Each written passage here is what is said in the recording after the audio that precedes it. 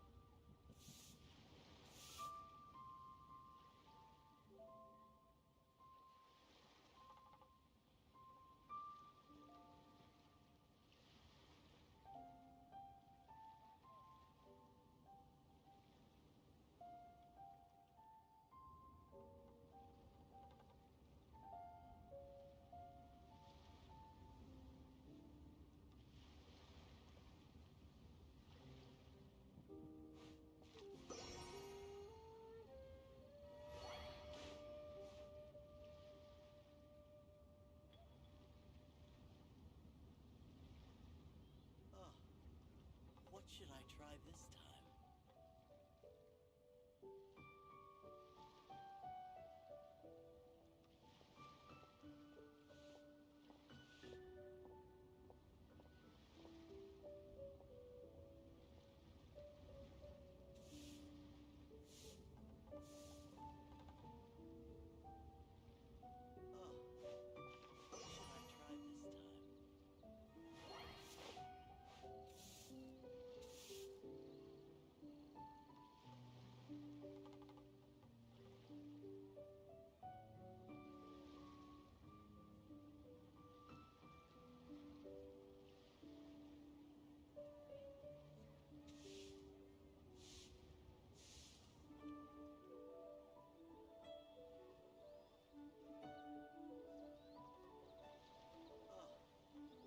Should I try this time?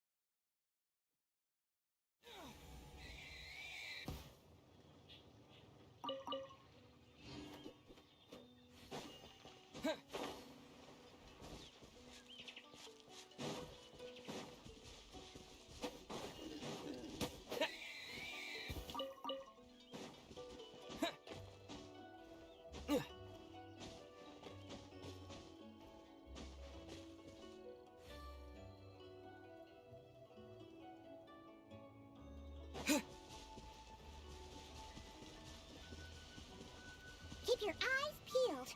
He should be around here somewhere.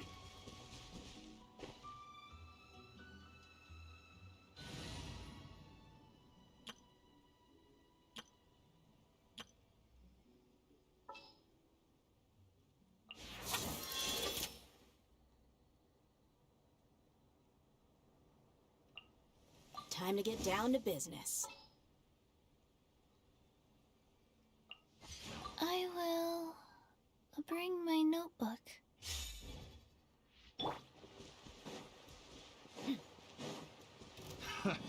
another test. That tingle? Wheel of Life.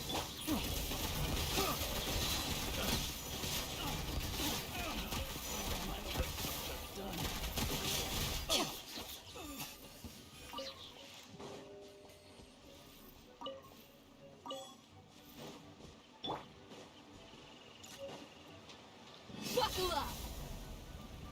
Hi!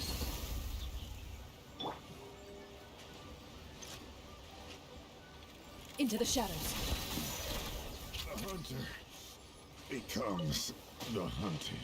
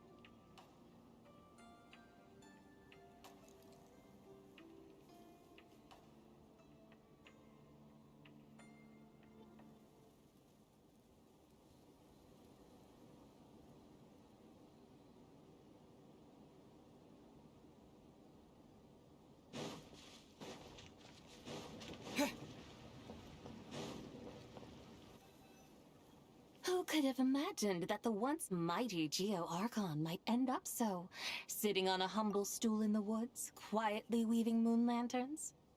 You really do look like an old man now. This is a Shao lantern, not a moon lantern. In ages past, when the gods waged war and the world was in turmoil, these lanterns were lit to guide fallen warriors back to their homes. Had you tarried in the mortal realm for but a little while longer, you might have become quite accustomed to them. Even so, it bears such a striking resemblance to the moon lanterns they used to offer up to the heavens. Could this truly be mere coincidence? Perhaps in some sense it is, yet in another, it isn't. For instance, who is to say that some of Langan's magnificent jade did not become part of the very foundations upon which Liyue Harbor now stands? It is conceivable that this ritual was transmitted in such a manner too. Now, let's not let ourselves get carried away. For all its splendor, do not forget that, in the end, even Langan could not escape its heaven-sent fate. Alas, it is just a pity that the little creatures of this world may never again lift their eyes to the moon, even should misfortune befall them. But you, Geo-Lord, now that you rule this realm, why take the trouble, not to mention the risk, to visit one who bears such profound guilt as I? Are you not afraid that you might be sullied by the curse of time that was laid upon me? There is no risk to speak of. At least, not in comparison to that which you took when you defied the heavens all that time ago. As I have stated, time and again, it was not I who defied the heavens. Geolord, the ancient affairs of Langan have nothing to do with me, for I am but one of her deadly selves, severed before her demise. My name is not Zebai, but Zechao. Surely you did not take us for one and the same solely on the basis that we may all assume the form of white horses? Sorry to break it to you, but you seem to have found yourself the wrong white horse. Anyway, do tell me, what urgent matter brings you here? Very well, then. I have come to ask for Zebai's shade. Oh? So, the Geolord has set his sights upon Zebai's human soul. And what is it that you intend to do with it? The world outside is changing. With the new moon's birth, the confines of the Shadow Moon are gradually disintegrating. In other words, the heavenly soul is set to return. Consequently, strange phenomena have manifested within Langan's former domain, leading to the earthly soul's reappearance as well. The last of the trio, the human soul, is in your possession. Most intriguing. My intention is to gather all three together, so that an old friend may finally make her return. I must admit, it seems that some remarkable affairs are coming to pass in the outside world. Yet there is one thing you seem to have overlooked, Lord of Geo. Back in the day, it was you that freed me from that painting. And afterwards, I took up arms in your name. Together we first subdued Chenyu Vale, then brought peace to Mount Qingse. It was for this cause that the contract between us was made. But now that the debt has been repaid, what cause have you to expect my aid? Zebai and I have long been friends.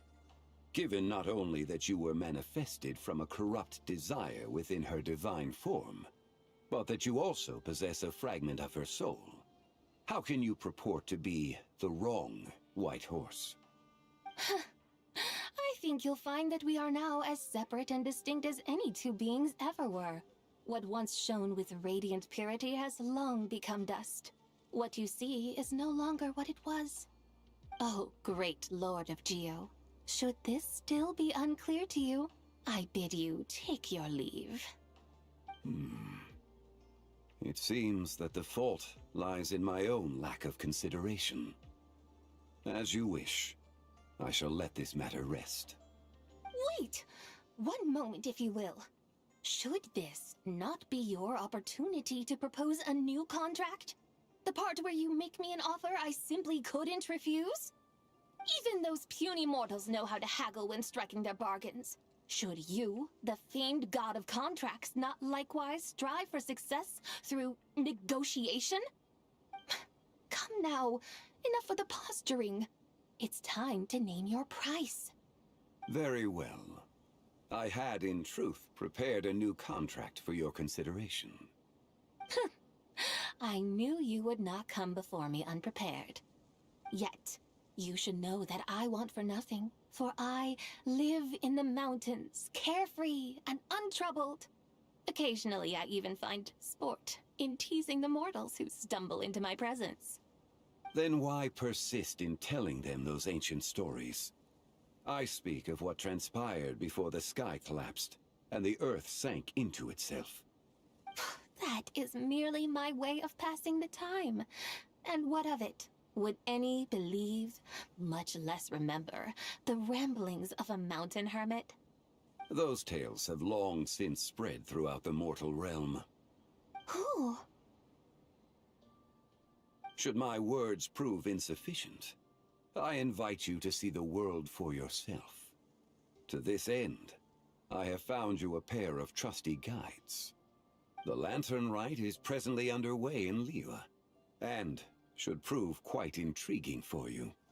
So this, then, is the contract you have prepared for me? Indeed it is. Think of it as a contract for a one-day festive excursion. Surely you do not hope to offer this in exchange for Tsubai's shade.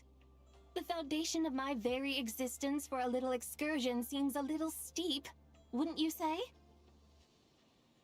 Why not see for yourself? You can always decide afterwards. The final determination, of course, shall rest with you. Is that so? Then perhaps this deal might not be entirely off the table after all. Where then are these guides of which you speak? Hey, it's Xiangli! Oh, we've been looking for you everywhere. We thought you might have gone missing.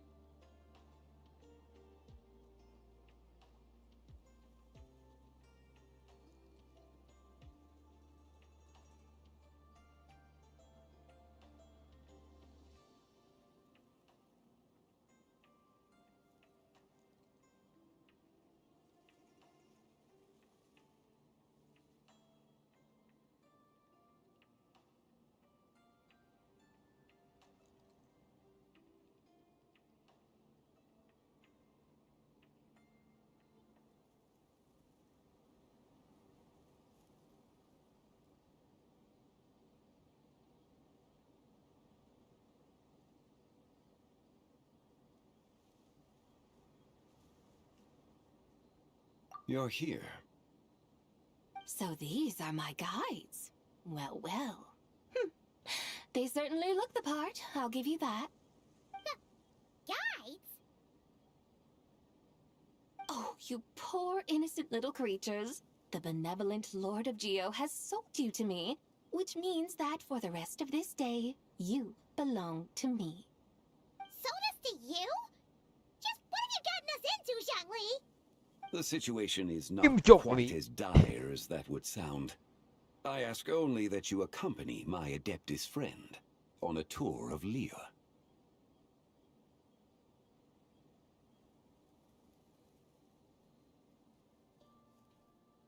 I would suspect that depends on how well you entertain me. Entertain you?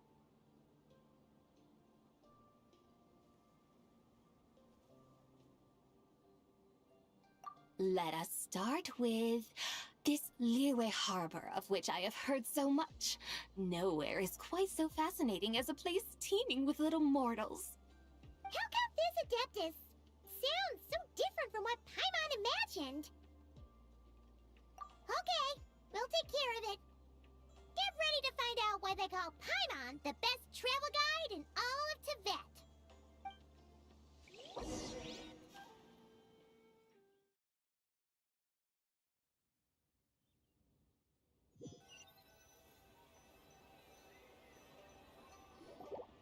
Look! We've arrived at Liyue Harbor! Not only is it Tibet's busiest port, it's also the beating heart of Liyue. So, dear Madam Adeptus, where would you like to go first? With humble fare and wine to sip, in comfort clothed and soul at ease, one eats, and all the heart's ills cease. So we're heading straight for the good stuff? Well, you're in luck, because Paimon's an expert when it comes to food. There are two main cooking styles in Liyue. Li cuisine, which is all about mountain delicacies, and Yue cuisine, which is centered on seafood. The most famous restaurants are Liyue Pavilion and Shinyue Kiosk. Oh, now Paimon's starting to drool. Yes, our only option is to go try them both. 2 meals back to back. Both sound like excellent options to me.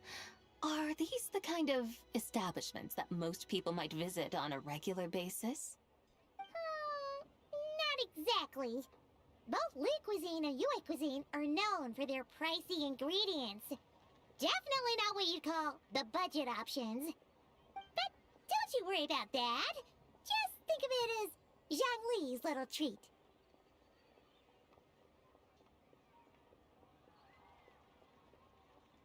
Come on! Aren't you supposed to be pals with Hu Tao? I'm unsure we can afford to spend a little more of her mora at least. Hey! All Paimon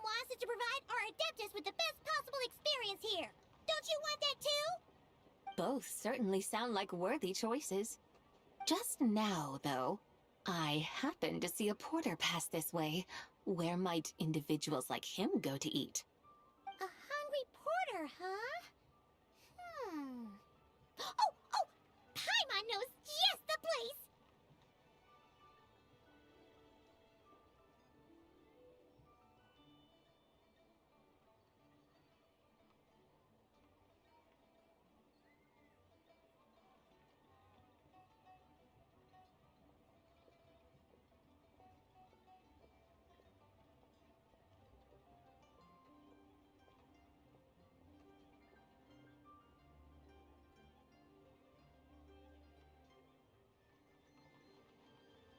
Yep.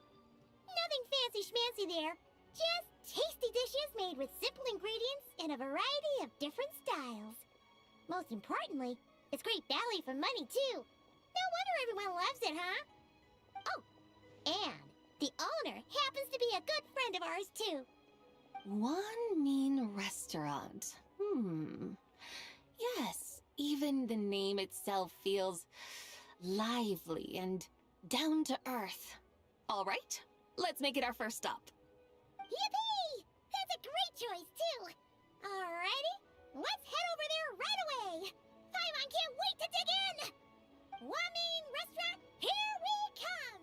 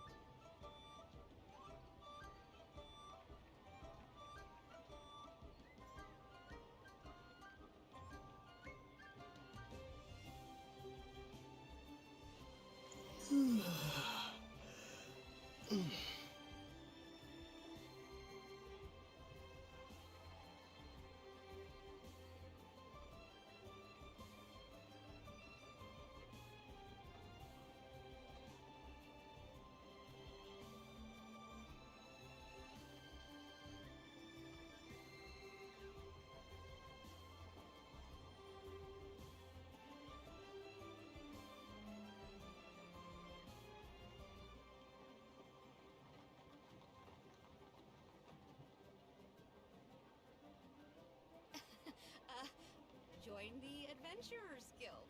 You'll have a blast.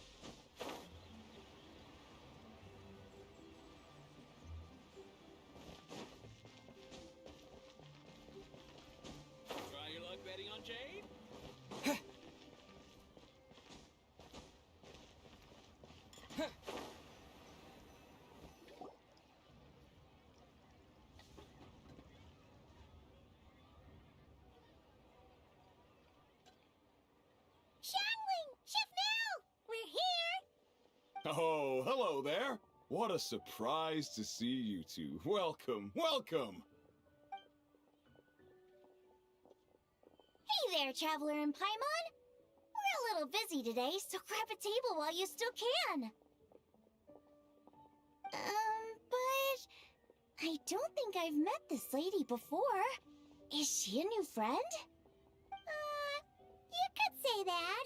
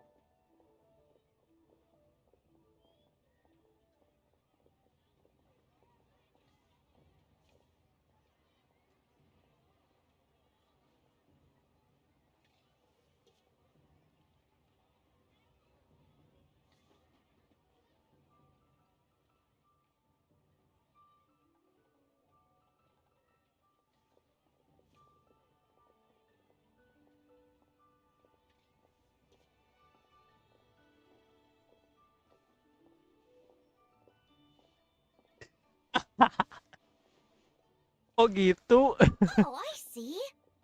Well, hey there. A friend of the Traveler's a friend of mine, too. Don't worry, we'll take good care of you.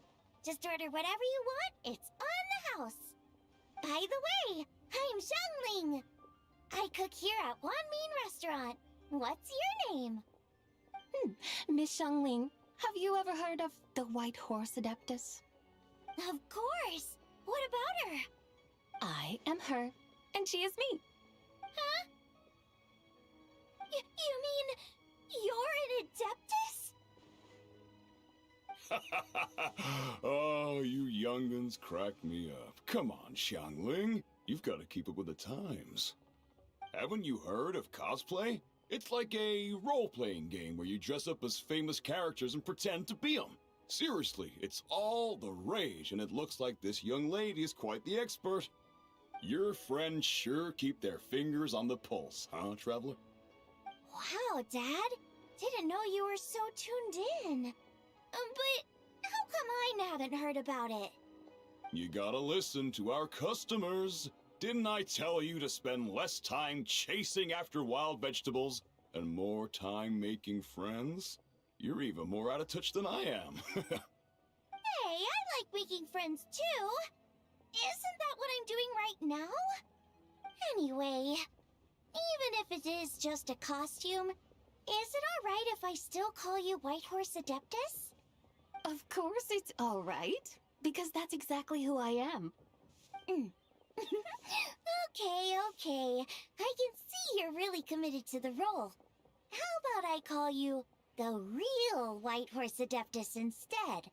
In that case, you can call Paimon the real Traveler.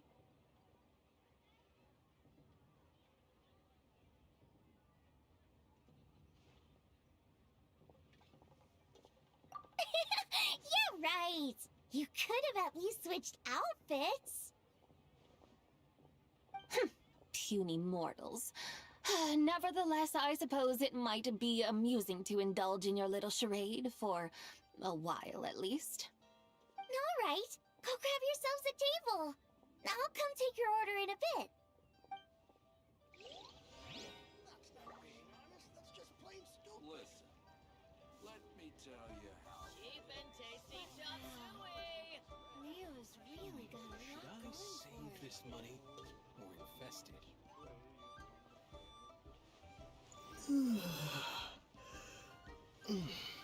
Try something new at the One Mean Restaurant. That's not being honest, that's just plain stupid.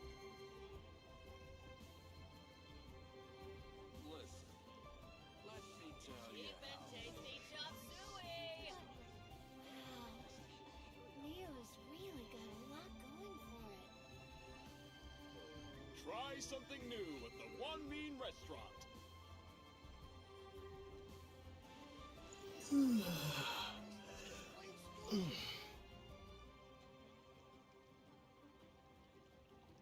Cheap and tasty chop suey.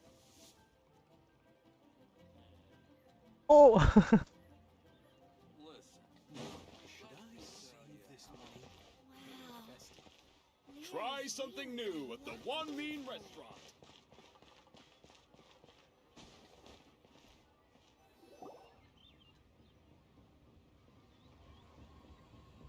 Hello. May I ask if Miss Xiongling and Chef Mao are here?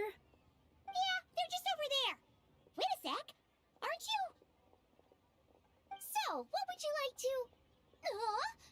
You're... Hello, Miss Xiongling. It's me, Lu Xiongxiong, the one who broke some stuff here at your restaurant a few days ago.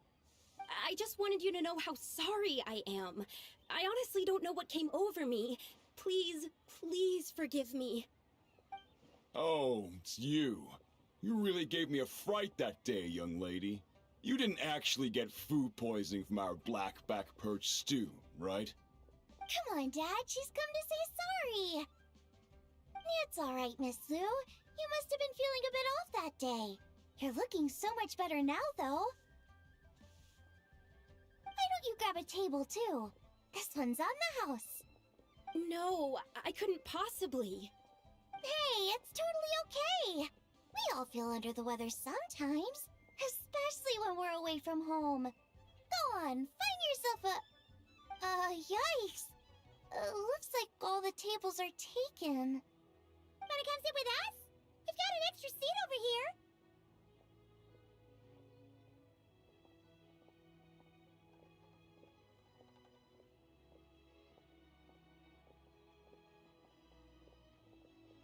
Thanks, guys. So what would you like to eat today? Feel free to order anything you like. I should very much like to sample your renowned poisonous blackback perch stew. It wasn't poisoned. That was all on me. So that's one portion of blackback perch stew. How about you guys? Paimon wants...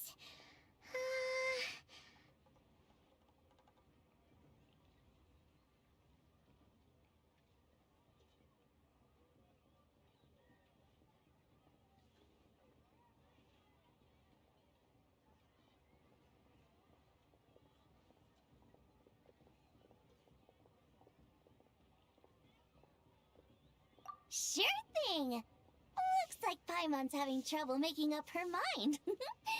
Anyway, I guarantee you'll love it. Let me think. Well, since the blackback perch stew is on the spicier side, I guess it makes sense to balance it out with a serving of stir-fried shrimp. And since it's lantern rite season, you better try out the triple-layered consommé and come and get it too! Those are our seasonal specialties. As for the carbs, since we've got a full table, how about some right at home? Along with our special chili mince cornbread buns. Trust me, you won't be disappointed. Then for dessert, I'll whip you up some Lucky Snow Delight. I just came up with it a few days ago, and I can't wait for you to try it. Wow! Sounds like quite the feast. Looks like Paimon's in luck today. Am I the only one who thinks that's way too much? Not at all. Don't worry, I know what I'm doing. And to top it all off, our star dish, Adeptus Temptation. You should know that we don't often serve this here at Wanmin Restaurant.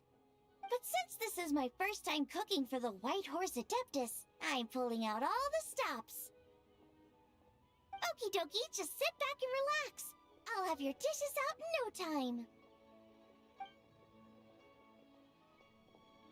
Hold on. Did I just hear Miss Xiongling mention the White Horse Adeptus? You did indeed. And you're looking right at her. That's a joke, by the way. She's cosplaying. Oh, I see. Phew, almost believed you there for a moment. Tell me, little one, what business might you have with the White Horse Adeptus?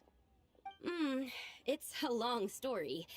Basically, a while back, I took part in an archaeological dig over at the chasm. While we were there, we discovered a number of relics. Our findings show that they date back to the era of Long Gone, an ancient nation whose people are said to have been the ancestors of some of the modern-day inhabitants of Chenyu Vale. And why might such matters concern the White Horse Adeptus? Because some of those relics not only seem to contain textual references to her, but even depictions of what she looked like. There have long been legends claiming that the White Horse Adeptus was a deity of that era, but there are plenty of other theories out there too. If I could just locate some more detailed records, I'm sure we'd be able to find out so much more. So you're into history? Well, to tell you the truth, I actually joined the archaeological team by sheer accident. But once I'd started down this path, I knew that I wanted to make something of myself. Recently, though, things seem to have taken a turn for the worse. Still can't believe I caused such a mess and even ended up hurting someone. Oh, so you're considering becoming a martial artist now instead? No, I mean, they weren't seriously hurt. It was just a few scratches, and they let it go after my mother compensated them.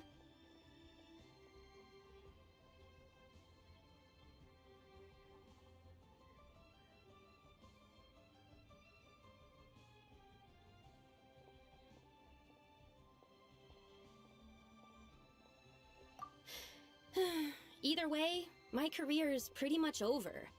And even though both the victim and the Ministry of Civil Affairs say they won't be pursuing the matter any further, my father says he's going to punish me according to our family rules.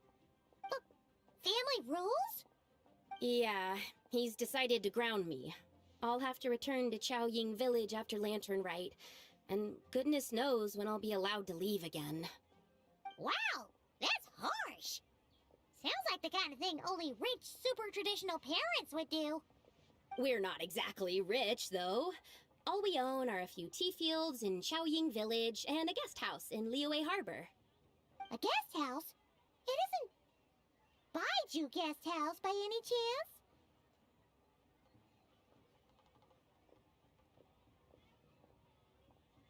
Yep, he's my grandfather. So, you've heard of the guest house before? Small world, huh? Come to think of it, didn't Boss Lu mention something about hoping that the White Horse Adeptus would show up and let her divine power be known?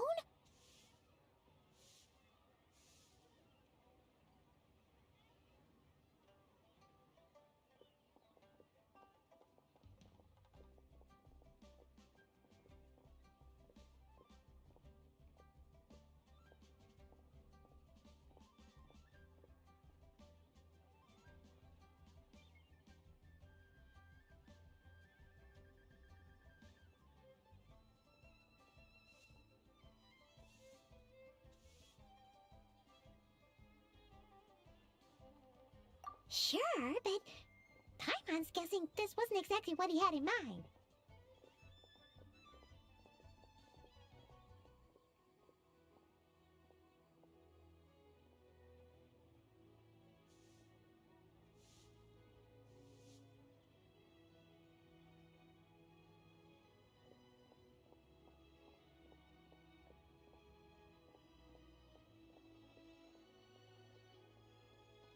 Little one, it sounds to me that your family is rather well off after all.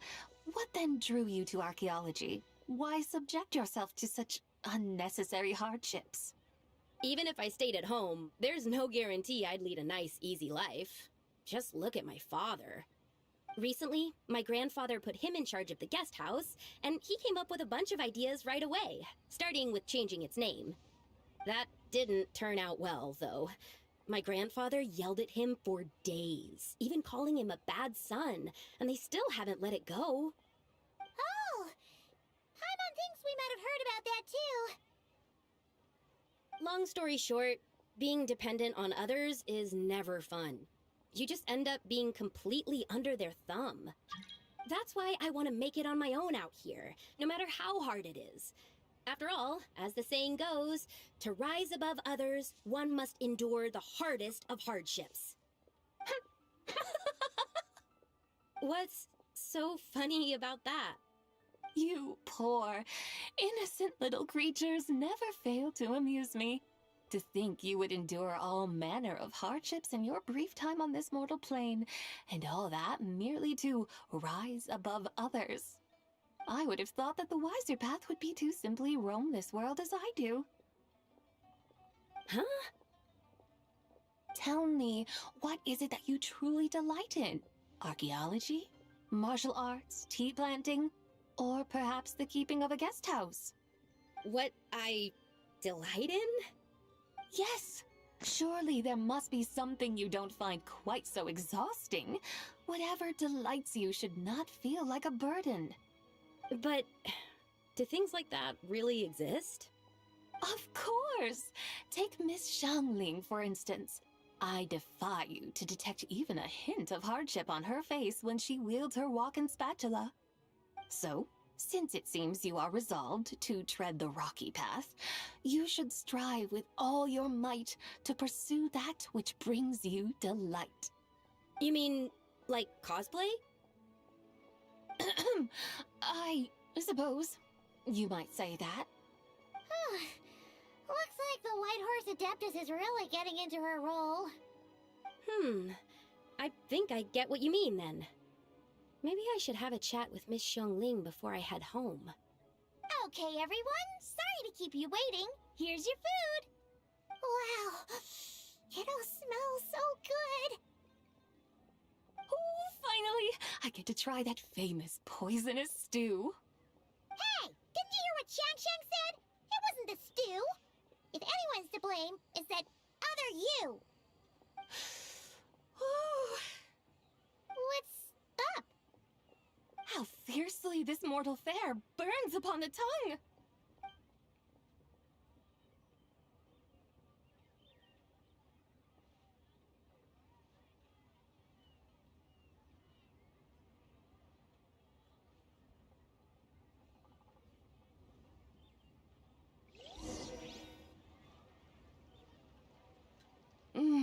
Most satisfying as poisonous stews go. So, where to now? Time, I think, to seek out some diversion? Oh, there's plenty of entertainment options in Liyue. Paimon will tell you that.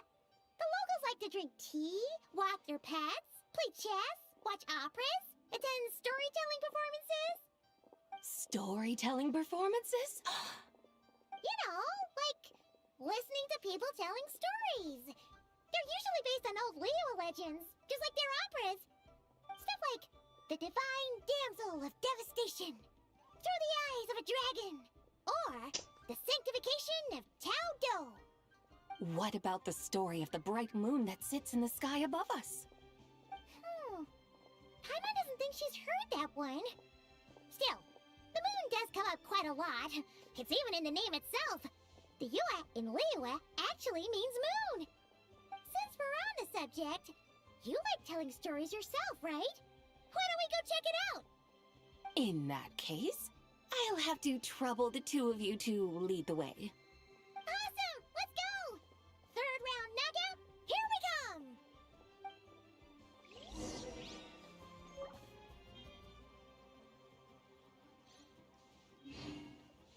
Cheap and tasty chop suey!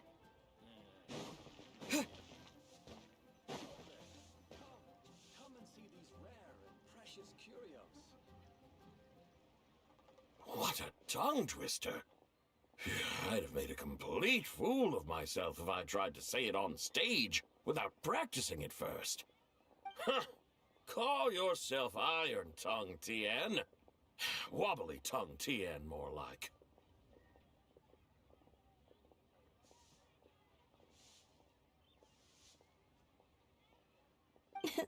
I used to have that problem a lot. But if you just take your time to grasp the meaning and commit it to memory, you'll be able to say it smoothly in no time.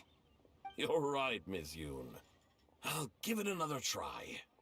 Hey, Yunjin! Fancy seeing you here! What are you you talking about? Ah, Traveler and Paimon, we meet again. And who, may I ask, is this? You may call me the White Horse Adeptus. The White Horse Adeptus? She's not really an Adeptus. I see. Well, it certainly looks like a lot of fun. Oh, funny you mention it. This type of thing is actually something I'm quite familiar with. Once, to perform through the eyes of a dragon, I decided to imagine that I was Rex Lapis himself. It was the only way to truly inhabit his mindset and understand his resolve to quell those demons. Sounds like you just wanted an excuse to feel all big and powerful. Hey, that's... You just don't understand how inspiration works. You're one to talk.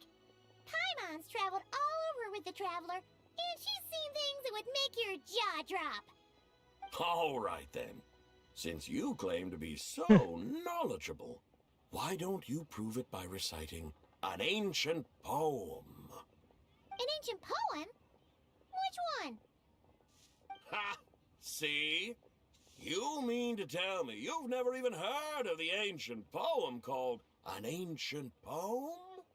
What kind of a title is that? Quit teasing, Paimon.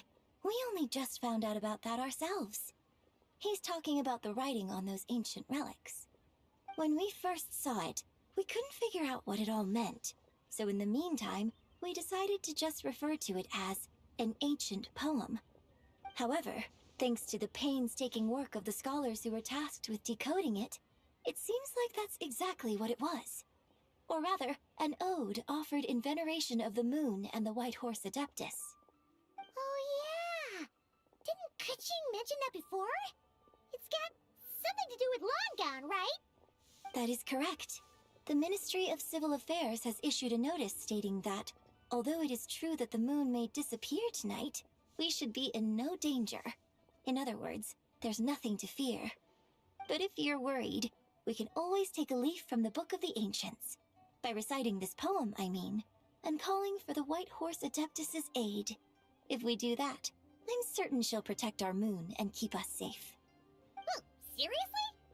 Paimon has to get a look at this.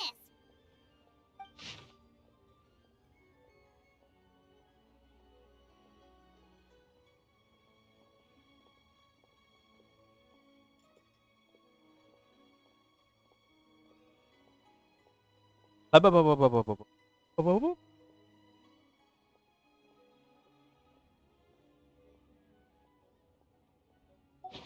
moon eternal, in radiant night, a maiden grants silk, soft and light? What in Tibet's that supposed to mean? Under moon iridescent, in night divine. Blah blah blah, something cloth so fine. Something about fields being plowed, something else about seeds being sown from the earth. Seriously? What is this? The fields are plowed, the seeds are sown, and from the earth, life is grown. Whoa! You did that without even looking! Bravo! Bravo! We have an expert in our midst. Looks like this young lady really does know her role inside out. If I didn't know any better, I'd have taken her for the real deal. That's because I am the real deal. That's the spirit. This is exactly the kind of mindset I was talking about.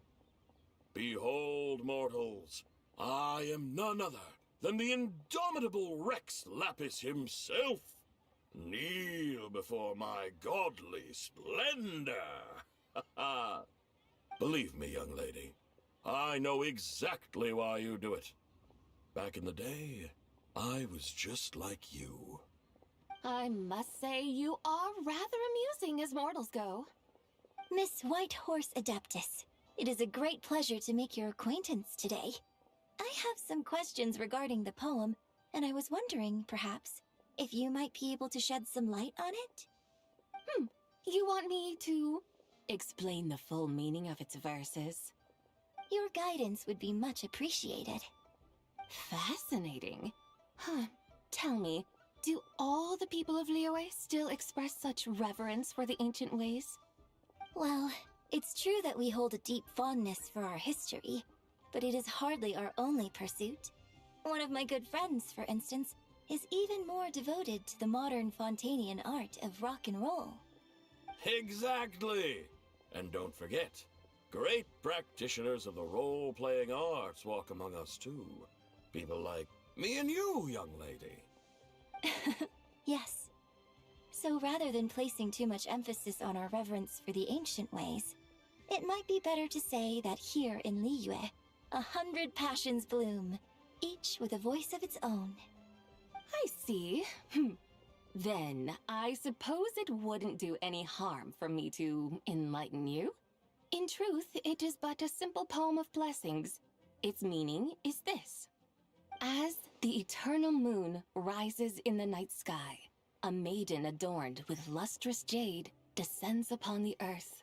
She blesses the kudzu vines and mulberry leaves, so that they may be used to make coarse cloth that is nevertheless soft, light, and comfortable to wear. As the iridescent moon rises in the night sky, a maiden adorned with lustrous jade descends upon the earth. She blesses the kudzu vines and hemp, so that they may be used to make fine, luxurious cloth. As the frost moon rises in the night sky, a maiden adorned with lustrous jade descends upon the earth. She blesses the mugwort and artemisia, so that they may be perfect for divination. So she really did come down from the moon? She shows the people how to use the plow and spade to purge the land of weeds, till the soil, and heap up the earth to make it fertile. Then with the hoe, she teaches them to sow their grain, bestowing the promise of life upon every seed. She blesses the millet and the beans, ensuring that their stalks and vines stretch forth without end. She graces the wheat and the rice, so that their heavy heads are filled with plump, glistening grain. Sounds like she's a real pro at all this farming stuff. The fruits of the field are harvested and brewed into sacred wine for honored guests. This we reverently present to the divine maiden, with every ceremonial step flawlessly observed, so that she may witness the depth of our piety and respect. Oh, divine maiden, how can your graceful presence in the sky not seem like that of a fairy descending from the heavens? Oh, divine maiden, how does your pure and radiant form not resemble the guardian spirit of our land? I send my heart's desire, ascending to the heavens, beseeching you to grant us good fortune and blessings in the coming year. Huh? So, that's what it's supposed to mean? I find myself speechless, moved beyond the power of words to convey. Oh, young lady, you have shown me the heights to which a true role player might aspire. A truly remarkable performance. I did not anticipate that anyone could unravel this poem with such depth and clarity, and so soon after the Ministry of Civil Affairs noticed, too. I'd even begun to consider myself somewhat versed in the matter, but as they say, there's always someone more knowledgeable out there. Allow me to extend my thanks to you, Miss Whitehorse Adeptus. You are far too humble, young one. I must confess, it is I who have been surprised, not only by you, but also by this Liyue harbor of the present day. Ah, so you're not from Liyue. And what, may I ask, has surprised you about it? Oh, it's nothing really. Just some old memories scattered here and there. Very well, my guides. I suppose it is time we set forth on the next part of our excursion. I'd like to go see that wharf now. What say the two of you? No problem. We'll take you wherever you want. Oh, leaving so soon? Before you go, allow me to introduce myself.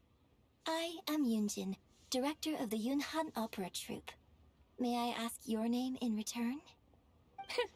My own name is scarcely worth mentioning, but since you asked, perhaps I'll tell you the title of that poem instead.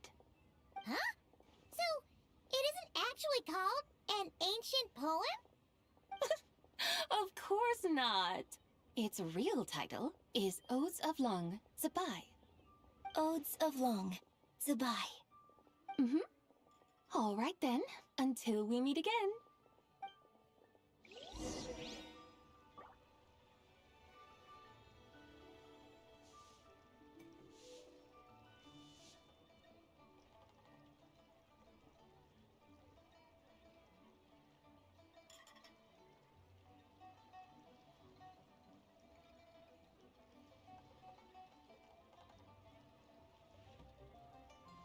Oh there.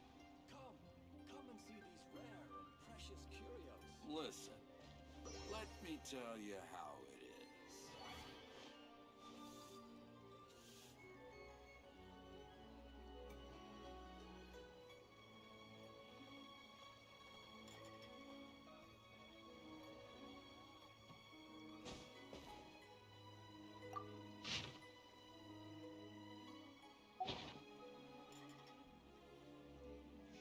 Should I save this money or invest it?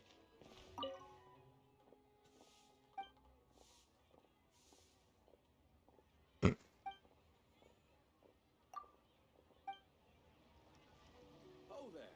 Come and see these rare and precious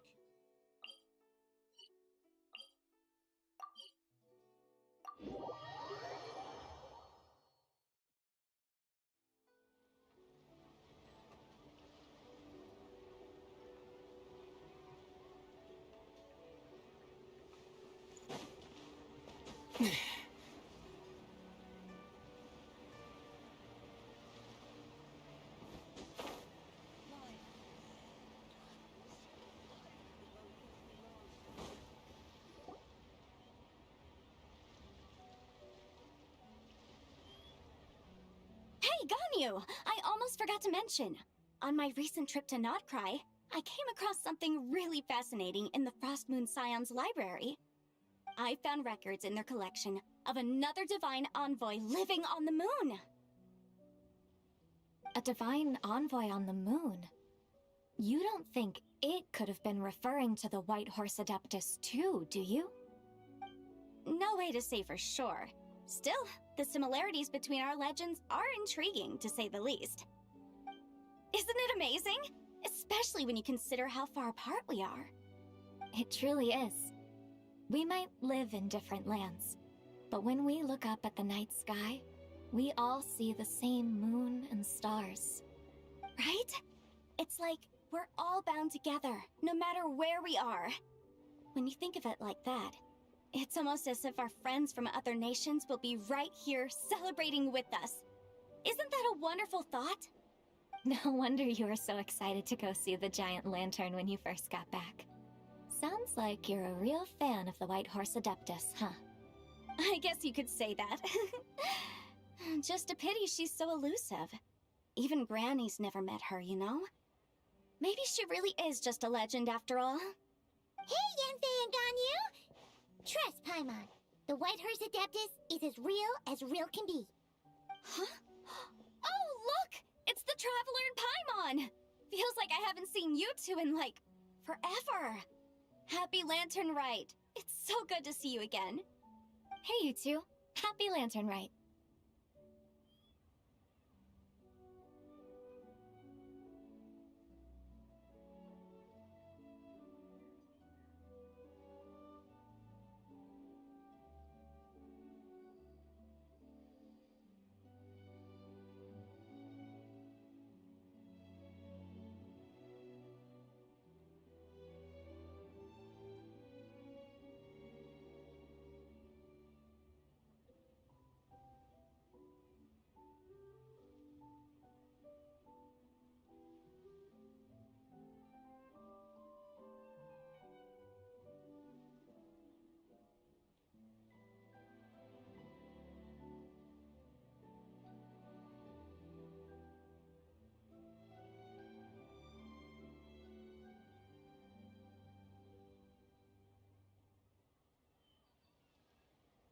Did I hear you right just now, Paimon? Does that mean you've actually seen the White Horse Adeptus? She has indeed. And now, so have you. Huh? And you are? Why, who else? The White Horse Adeptus, of course. Could you maybe start with something else next time? You're the White Horse Adeptus?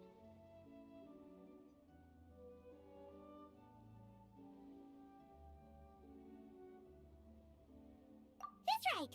Allow Paimon to introduce you to our new friend, Zichao. She's been low-key obsessed with cosplaying the White Horse Adeptus ever since we met her. I see. Well then, greetings, Miss Zichao. My name is Yanfei, and recently I've been low-key obsessed with learning everything I can about the White Horse Adeptus. I'm sure the two of you will get along like a house on fire. Oh, and by the way, I'm Ganyu. So, Miss Zichao, you must be here to see the giant lantern too, right? Hmm? A horse-shaped Zhao lantern? Is that what I think it is? That's right. A lantern made to honor the White Horse Adeptus herself. Isn't it gorgeous? Huh? What are you laughing at? Both the lantern and myself. What do you mean? Oh, this lantern truly is an artistic masterpiece. But tell me this. Have any of you ever seen a horse before? Come to think of it, Paimon can't remember ever actually seeing one herself. What about you, Traveler?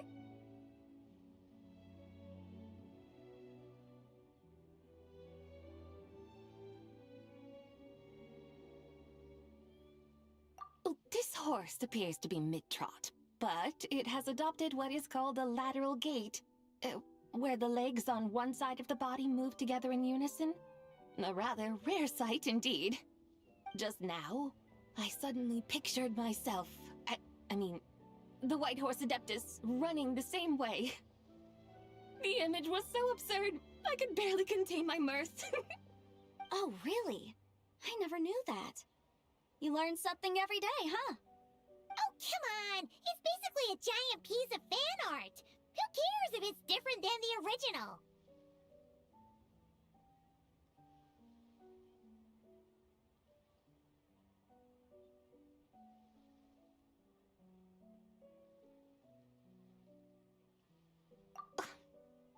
I was merely laughing at my own ignorance. I came here thinking that the White Horse Adeptus's tale had been long forgotten.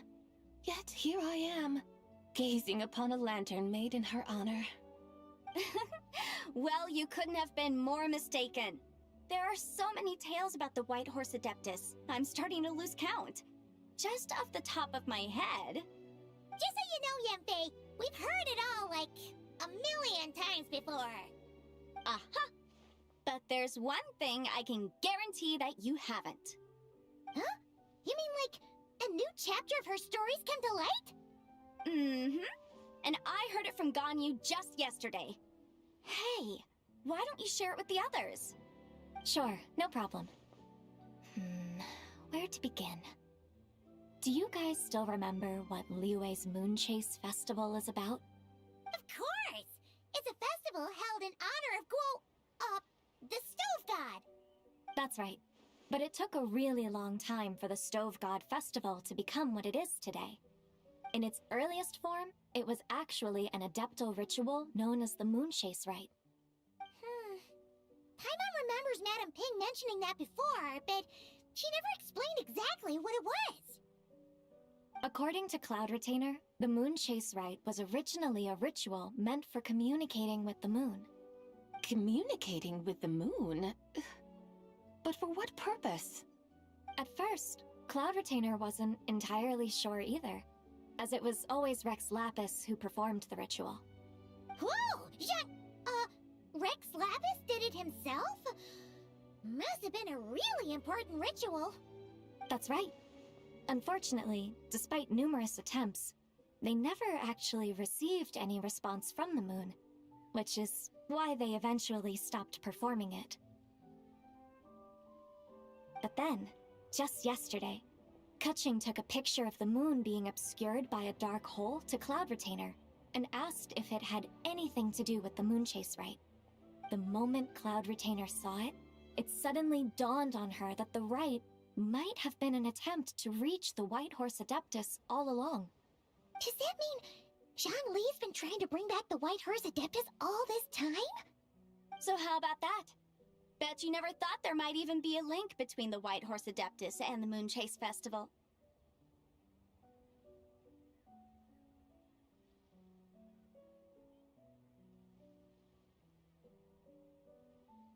If Kutching hadn't taken that picture to Cloud Retainer, we would never have known any of this. This is probably what Kutching was referring to that day when she mentioned there were some ideas she wanted to follow up on. So, Geo Archon. All this time, you've been striving to awaken her. Huh? What do you mean, awaken? Nothing. What I truly meant to say was, this new insight you've provided has been truly eye-opening. Oh, by the way, my trusty guides, I've been meaning to ask, where in Liyue Harbor might one enjoy an expensive scenic view? Huh? We're off to the next stop already? But Paimon's barely done digesting that lore bomb just now. All the more reason to find the right spot to let it sink in. Oh, so that's what you're up to. A tour of Liyue Harbor? In that case, if you're looking for a spot with a panoramic view, I'd recommend Yujing Terrace. That's a great idea! Since the terrace is on higher ground, the sea view from up there's so much better.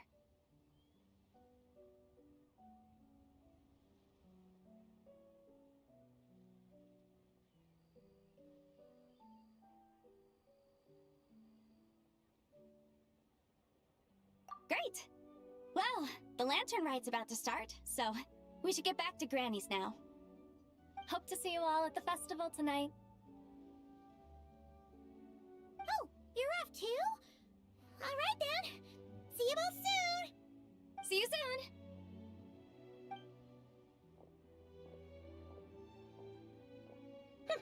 Very well, my guides. What are we waiting for? Okay, you're the boss. Yujing Terrace it is. After all, the customer's always right.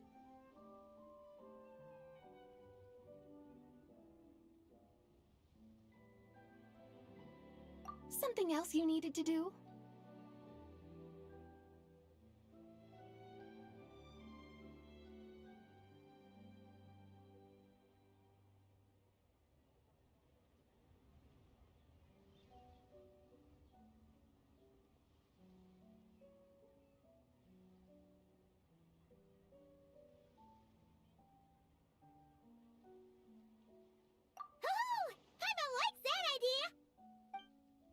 And what, may I ask, is a photo?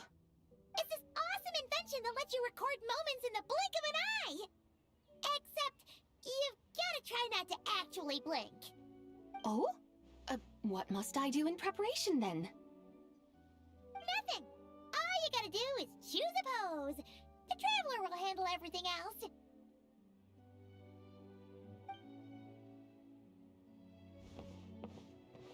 Come on, let's give it a try. Look, we got a great picture. Paimon's gonna call it "The White Horse Adeptus Meets the White Horse Adeptus in Liyue Harbor."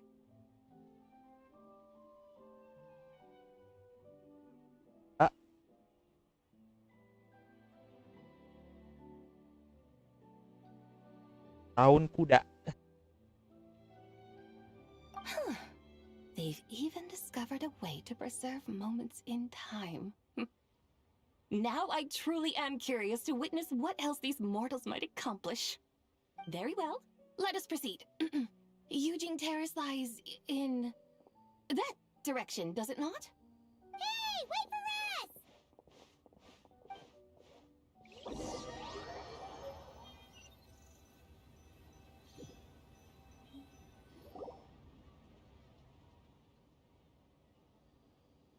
Truly a marvelous view if ever there was one. It seems the charm of this Liyue harbor is only heightened by the sun's dying light. And soon, people will start releasing their shell lanterns to mark the most important day of the year. Practically everyone will be with their friends and family, eating a big meal, chatting, and even setting off fireworks. Trust Paimon, it'll look even more amazing then. What do you say? Want to stay to see that? No need. Let us bring this weary day to a close. Weary day? You mean you didn't enjoy your tour? I had imagined you would arrange for me to witness some grand spectacle. Perhaps the descent of divine beings, the manifestation of the sacred before mortal eyes, or the appearance of a selfless hero come to aid the helpless and downtrodden. Or, should that not come to pass, then at the very least spend a little more coin. For that, it seems, is how one finds true enjoyment. Alas, but there was none of these.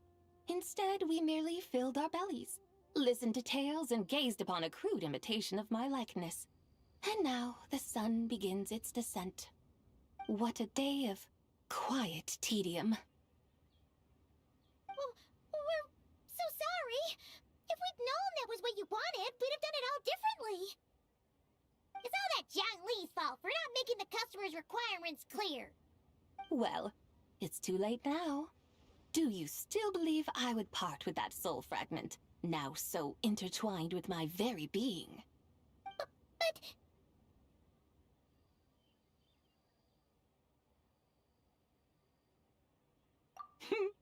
I knew you were the more astute of the pair. Huh? You were just trying to scare Paimon? It seems the realm of the Geo-Archon has a way of making one more stony-faced. So, you were just pulling Paimon's leg? Of course. I was merely engaging in a little banter with the two of you. Long ago, I shared tales with various mortals who chanced upon my mountain abode. Never did I imagine that those stories would endure. It seems I greatly underestimated them. Perhaps, as your Geolord said, a few pieces of ancient Langan's magnificent jade have truly become part of the very foundation of this land. So, you've decided to help us? Again, that goes without saying. I made up my mind some time ago now.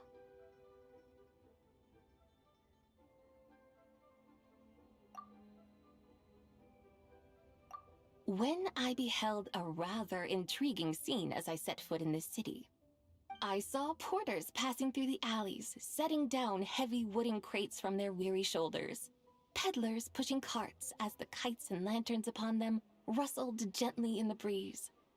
I saw cooks cooking, actors acting, scholars reading, soldiers marching, children playing, elders resting, officials officiating, and the common folk absorbed in this or that, reveling in the simple joys of life. Some, it seems, have already found that which stirs their hearts, while others continue to fret, troubled by uncertain futures. Yet, in this gentle and serene order, each holds fast to their anticipation, not only for the celebrations to come, but also for the first light of the morrow. Scenes I once yearned to behold now unfold before me, no longer in Langan, but in Liyue Harbor, thousands of years on. How wondrous is this mortal realm!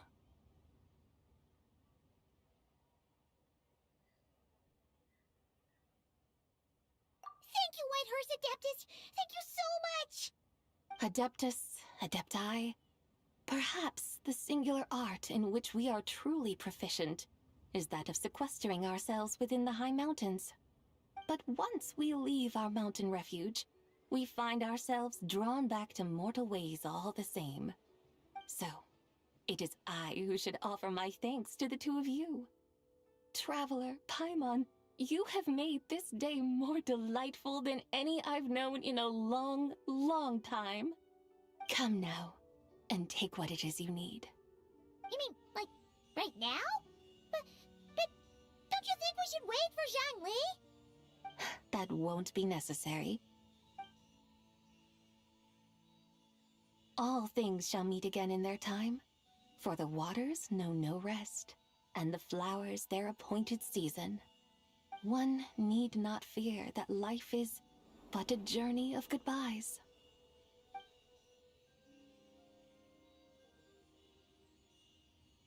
Is she gone?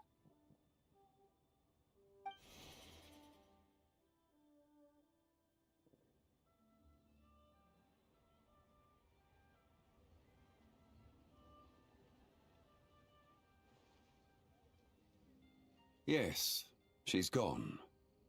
A deadly self is formed from the body's impure vapors, so naturally it cannot survive long in this world.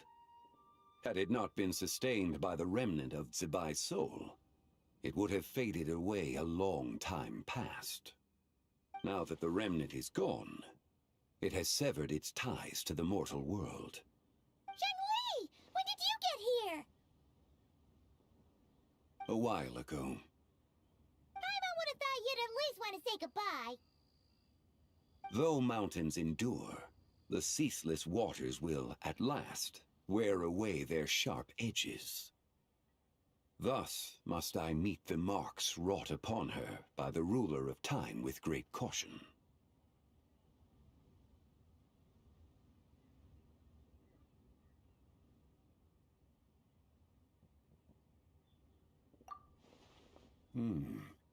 It may be goodbye for now, but someday we will meet again.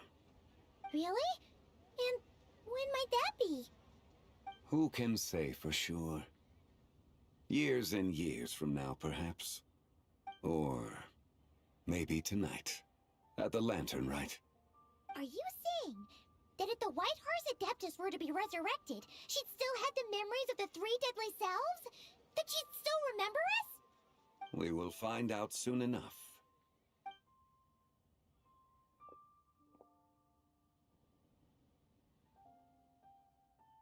It is time. The rite is about to begin.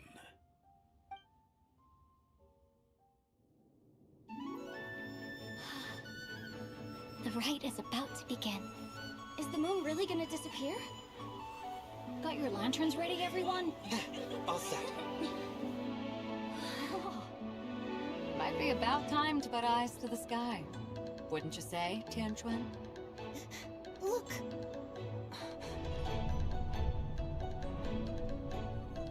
When the sun's out, eat the sun. When the moon's out, eat the moon. Whoa, is this the lunar eclipse? Under moon eternal, in radiant night, a maiden grants silk, soft and light.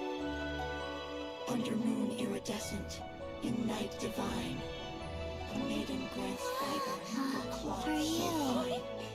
Under moon frost, in night so great, a maiden grants tools to divine our fate. The fields are plowed, the seeds are sown, and from the earth, life is grown. The seedlings stretch, the crops do rise, and all unfolds before our eyes. Fruits are gathered, sweet wine is poured. These gifts we offer to our Lord. Pure as heaven, so fair and bright, she shines as light in this dark night.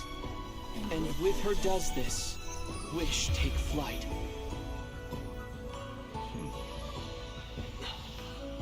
Devoted soul, scattered and unbound. Let this lantern guide you home. By its light be found.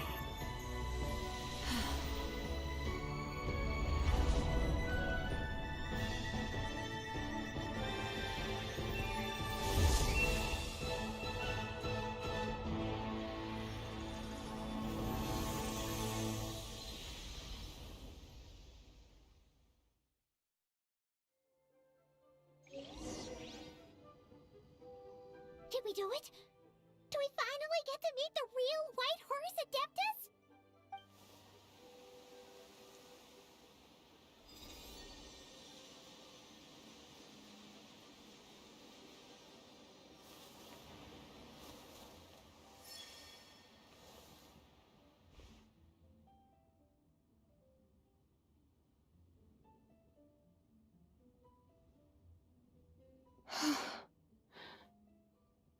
place? Where am I? A familiar land, now known by the name of Liyue. Liyue? The peaks adorn the clouded moon. Then, who might you be? Oh no! She seems to have lost all her memories after all. And those countless lights in the sky, what are they? These lights, each like a dwelling in glad accord, usher in this day of joyous rebirth. And whose rebirth might that be? That of my old friend, Zibai. Zibai? Yeah, that's you! Don't you remember anything at all? That's... me? Oh, yes. The envoy of the Lunar Palace. My name is Zibai, indeed. Then, you must be... the Lord of Geo, Heaven's Star. Many years have passed since we last saw one another. Zibai, my friend. Welcome home. Home? But why does this place, this Liyue, feel at once so strange, and yet so familiar? Who you are? Who are you? Ah, yes, I remember now. You are that young wushu dancer, the one who seeks disciples. How fares your quest for disciples? It must have yielded a truly prolific body of students by now, I trust. Hey, you've got it all wrong! You're talking about gaming! But I could have sworn... Oh, that's right.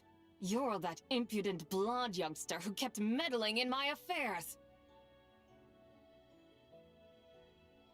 And to think you even had the audacity to presume yourselves worthy of being... What was it again? Ah, yes, of being my guides. How very wonderful to see you again, my most faithful and beloved guides. I trust all has been well in my absence?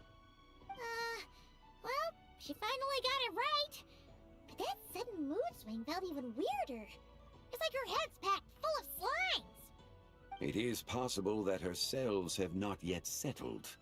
After all, they've only just been brought back together. It may be some time before she fully recovers. Huh? You mean, kinda like she's still half asleep?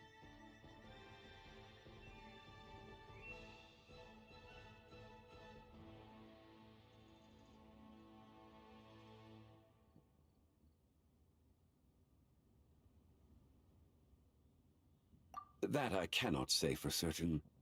Perhaps a few days. Perhaps a few years. A few years? Mortal years are but a poor measure when divine beings tread the realm of dreams. Well, if you say so. Anyway, at least she's whole again, right? That already seems like a pretty good outcome to Paimon.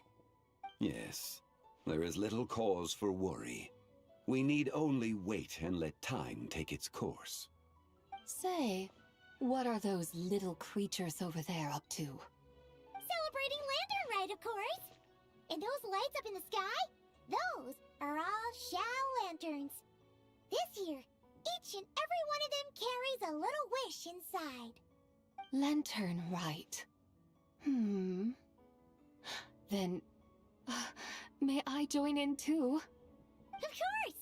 Why else do you think we've been running around like headless chickens these past few days?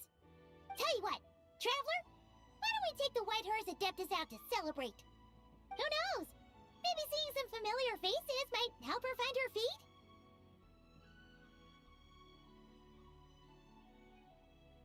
Hey, Zhangli! You've got some time on your hands now, right? Why don't you come along with us?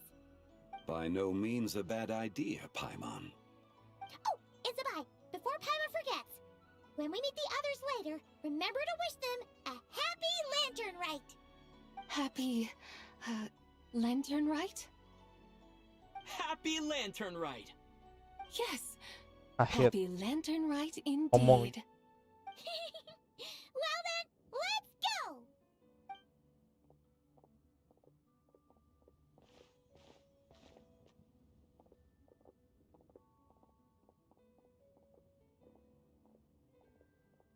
Lantern Rite.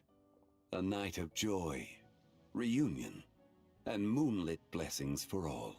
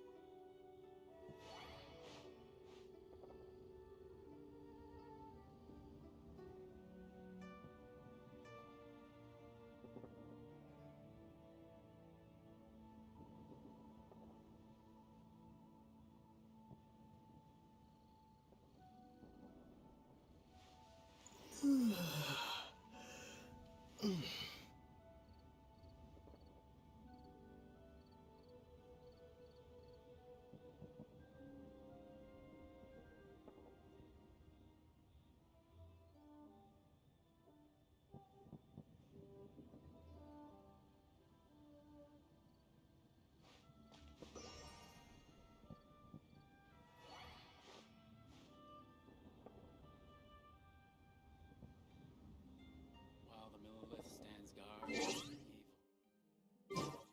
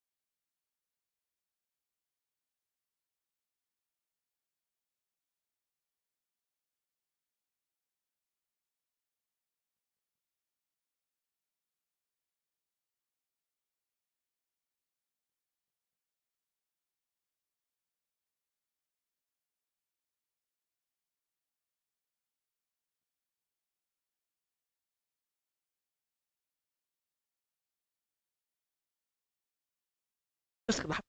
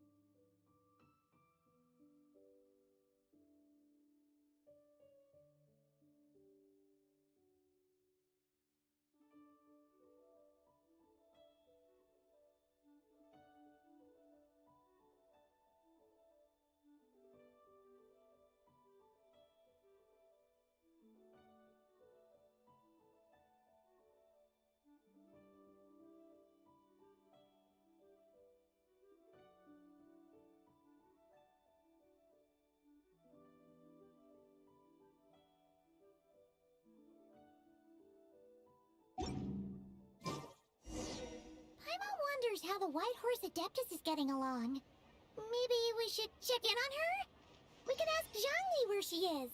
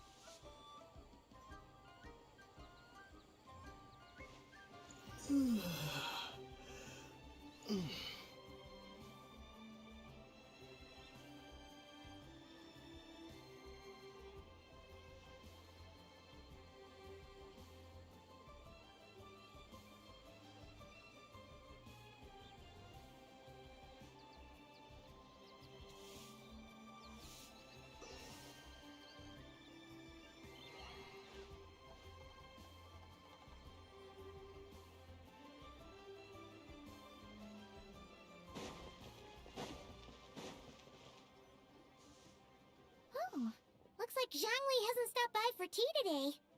Hey, are you two looking for your friend? Try going up that way. Is Zhangli up that way? No, but that young lady who was dressed up as the White Horse Adeptus the other day is.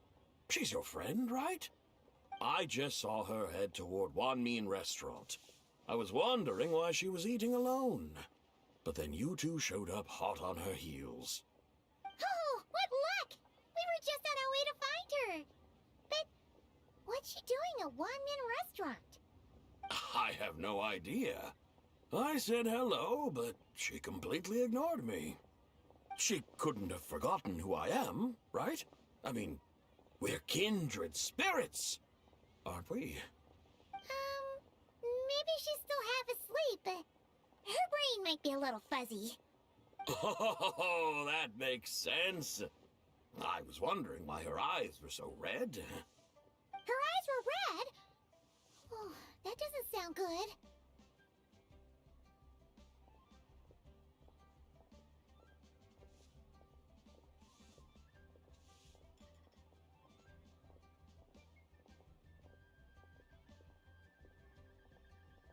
You young people, staying up all night because you think you're invincible? Look at your friend. Missing out on sleep so she can pretend to be the White Horse Adeptus. That's where that leaves you, you know. A word to your friend from someone who's older and wiser. She really needs some rest. Paimon won't be so certain about the older and wiser part. Yeah, what was that?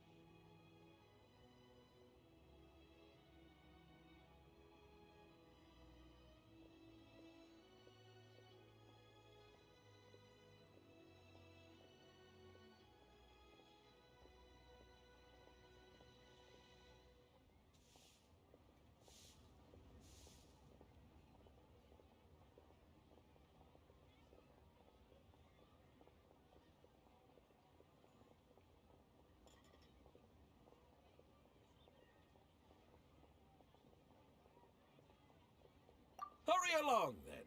Oh, and don't forget to come back and check out my Rex Lapis cosplay when you're done.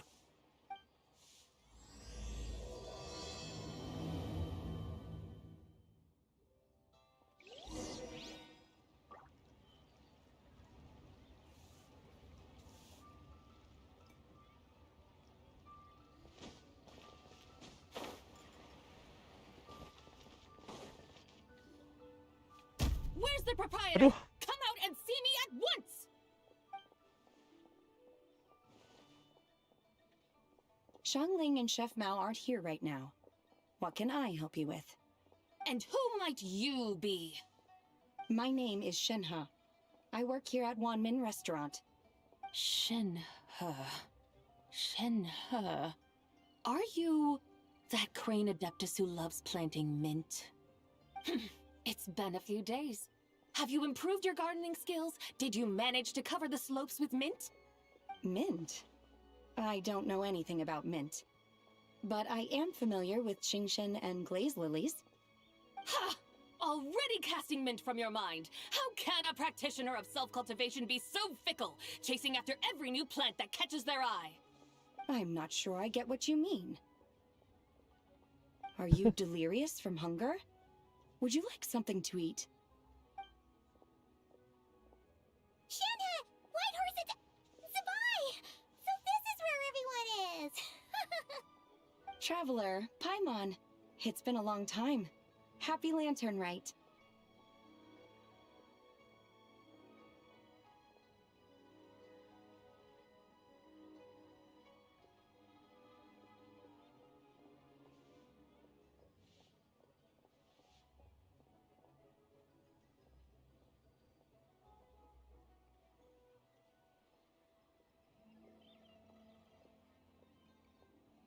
Is this customer a friend of yours?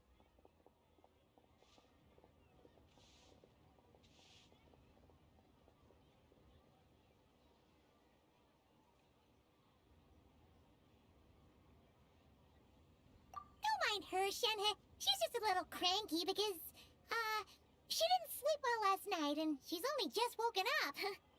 Look how red her eyes are. I see. In that case, Miss Zabai, I have a tonic here infused with Qingshen. It's cool and soothing when applied to the eyes. Would you like to try a few drops? Stop right there! Who are you two noisy children? Hey! Have you forgotten about us already?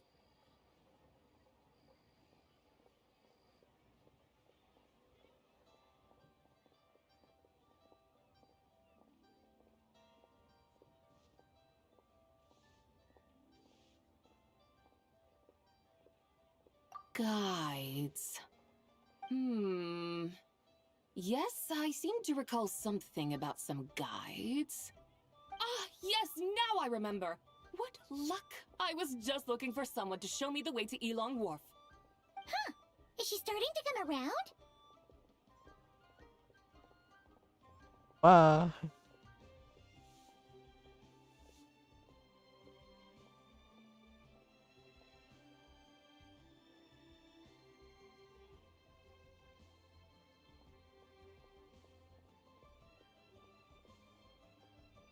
Someone requested my help in purchasing some tea leaves. I was informed they have discounted prices during the festival and that I shall get a good deal there. Tea leaves? This sounds like Zhang Li's doing. He sure knows how to get people running errands for him.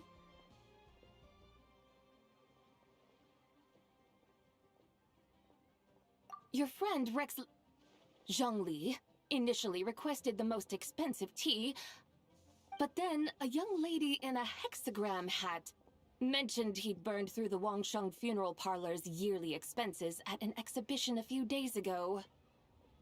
As such, he is only permitted to buy items that are discounted this month. Oh, that's his boss, Hu Tao. It's about time she realized the problem and put a stop to his spending sprees. Oh, I see. So that's why you're here. Unfortunately, Wanmin Restaurant doesn't sell tea leaves. If you're truly in need, I could gather some wild tea from the mountain slopes. You don't sell tea leaves? But I remember your boss, Miss Lu, saying that she owns tea fields. You really should get some rest. The person you're talking about isn't the boss of Wanmin Restaurant. She's just like you. She came here to eat. Is that so? Life really is full of surprises. What surprises? Your brain really is as gooey as a pack of slimes. Paimon can't believe Zhang Li entrusted you with going all the way to Yilong Wharf and buying tea.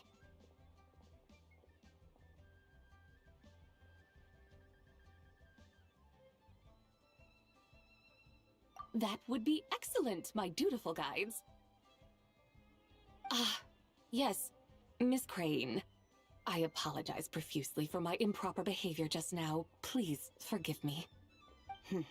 I completely understand. Master often says that the human body is like a mechanism in need of regular maintenance. When a person cannot rest at night, they are sure to become irritable and on edge. Miss Crane, you appear reasoned and compassionate on the surface, yet I sense dark forces churning within your spiritual core. Those red ropes you wear are what bind them, am I correct? Oh, you can sense that? Indeed. I also sense that with your strength, you might try undoing one or two of those bonds when training. Untie Shenhe's ropes? Wouldn't that be risky? Though the use of red ropes to bind the soul is a wondrous technique, practitioners must eventually learn to break free from external aids and look within themselves for restraint. Master has told me similar things, but I am not ready yet. Your self-cultivation has progressed far enough. Then I will seek further guidance from my master. If you still have doubts, you can find me at the Baiju guest house. I'll be taking up residence there for a while. For now, my dutiful guides, let us be off.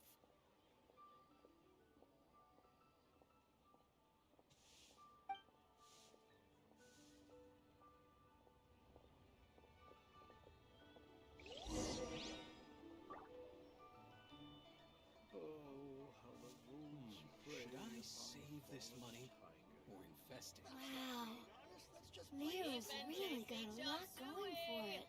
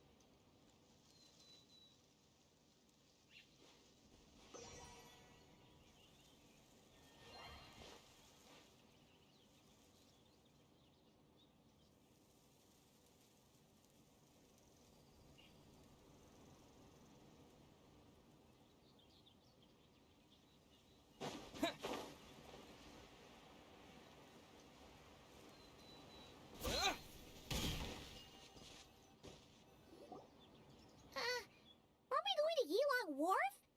How do we end up on this mountain? Is that small town over there not Elong Wharf? I sense a familiar scent wafting through the air. You're right! Except for the smell part. Paimon doesn't smell anything. That is because this scent is the essence of jade, which can nourish the spirit. Oh, yeah, Chenyoville does have a lot of jade, but Paimon didn't think jade smelled like, anything. Naturally, this has reminded me of something. And what's that? A few simple tricks for mastering one's power.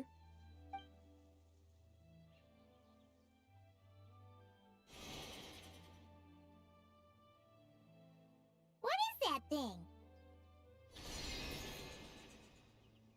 I'm sure you've been to Elong Wharf many times before, but I wonder if you've done so while cruising through the air. You've been such dutiful, dedicated guides, so allow me to offer this fresh experience as recompense. Please step in.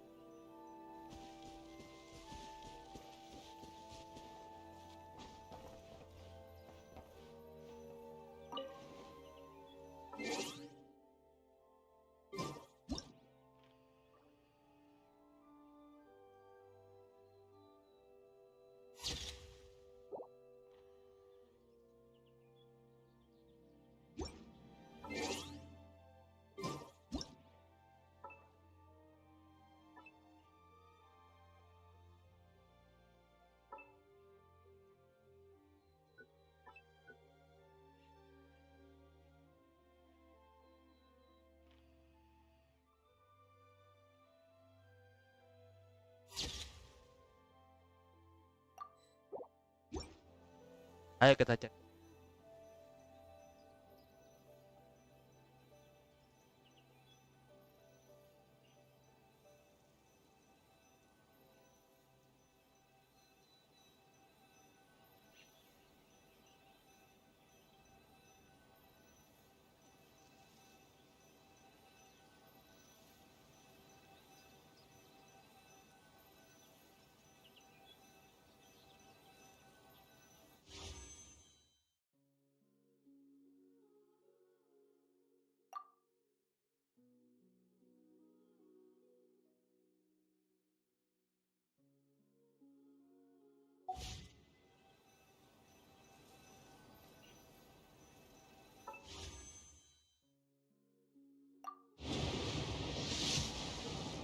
Salah. Apa itu?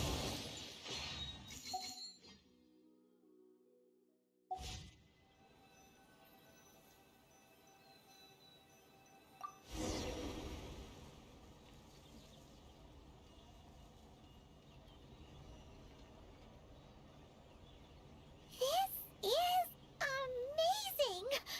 Paimon feels just like an Adeptus flying through the sky. What is this thing? I created it from my memories of the chariot of the Lunar Palace.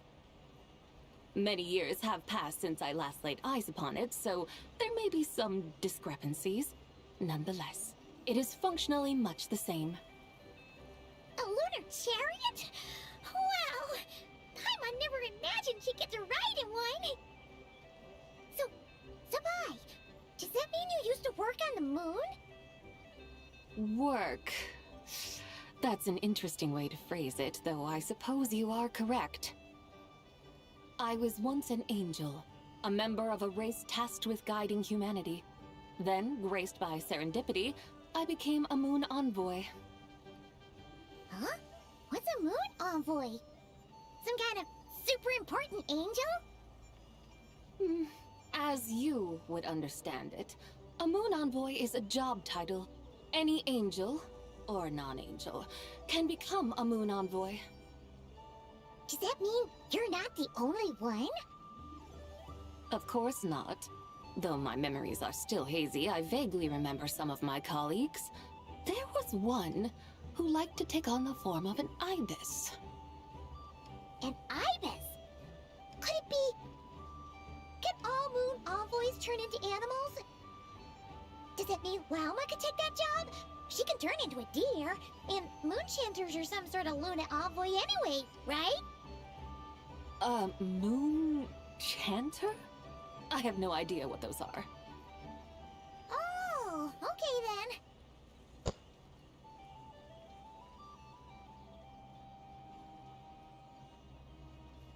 Look! Paimon thinks she saw a tea vendor over there. Very well. Let's take a look. Okay.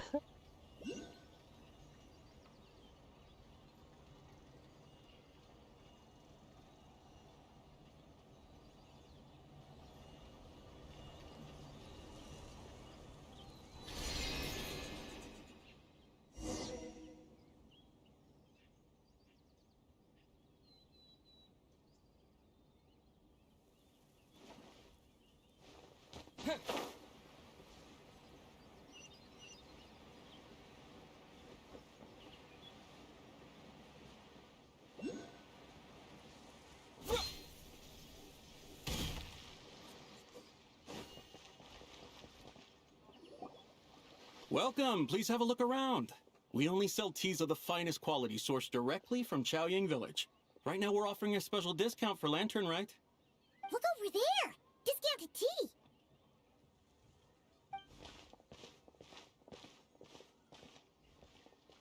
Dear customers, are you looking to purchase some tea leaves? I can see from your bearing that you are no ordinary customers.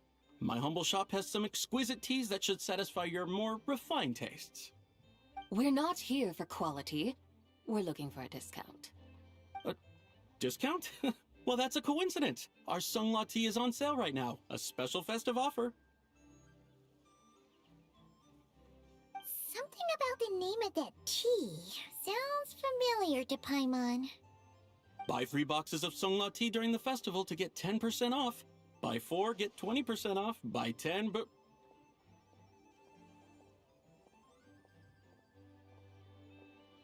That's right! 10 boxes at half price. Have you been to our shop before by any chance? Oh, Paimon's definitely heard this spiel before. 3, 4, 10, 10, 20, 50. Zabai, what are you muttering about? When purchasing 3, 4, or 10 boxes, the corresponding discounts are 10, 20, and 50%.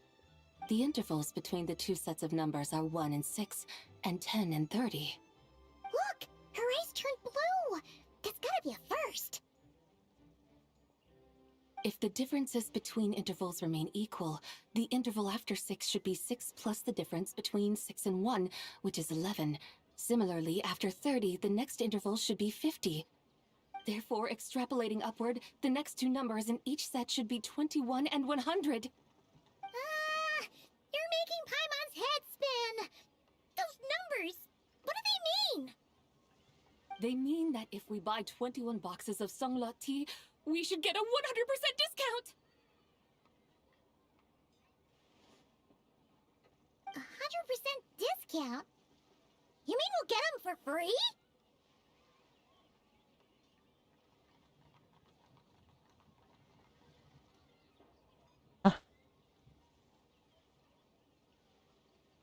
Oh, there was a pattern to the discounts. Is that right? The pattern we speak of is mathematics, little one. A pattern that is always right. That's amazing! You're a shopping genius, Zabai. Oh, wait. Something feels off here. I had no idea our shop's discounts were tied to the laws of nature. I've learned so much from you, dear customer. No need to thank me. Now, please give us our 21 boxes of free tea. Wait! What's the matter? Paimon just realized what it is that's not right. It took you long enough. We got the short end of the stick! Think about it. If we don't have to pay when buying 21 boxes, then if we buy even more, the vendor should be paying us money instead, right? Huh?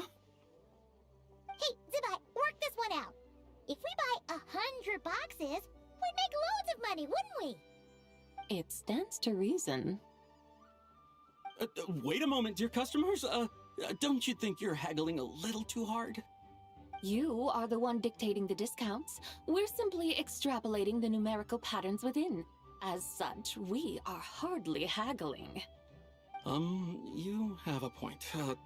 However, that's right. I'm so sorry, I just remembered. My supplier didn't come today, so we don't have any tea after all. Such a shame, terribly sorry about this. Awful luck. Where can we find your supplier? Well... Not to fret. We'll save you the effort and go straight to the source ourselves. Well, you see, dear client, the supplier's discount isn't as generous as ours. You won't be able to get the same price from them. Huh? Does that mean they won't pay us for taking their tea? They might not even offer you 100% discount. How very unfortunate. Nevertheless, as the original supplier, they must offer some sort of discount. Besides, we're not looking to make money. We just want a good deal. Well, that's great.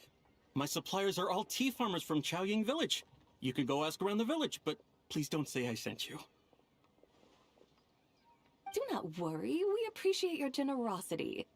Referring customers to your business partners, even choosing to remain anonymous, the demeanor of a true gentleman indeed. Your business will surely prosper. I hope you're right. Then let us head to Chaoying Village. Do you know the way, my guides? Of course! Just follow us!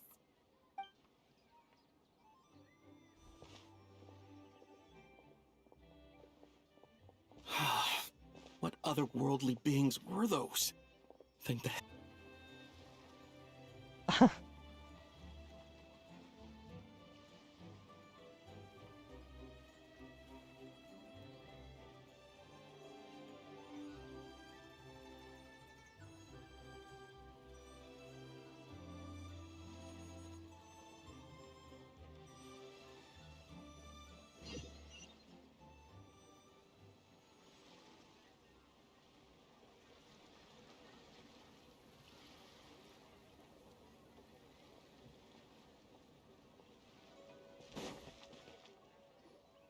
Welcome, please have a look around. We only sell teas of the finest quality sourced directly from Chaoying Village. Right now we're offering a special discount for Lantern Rite. Look over there!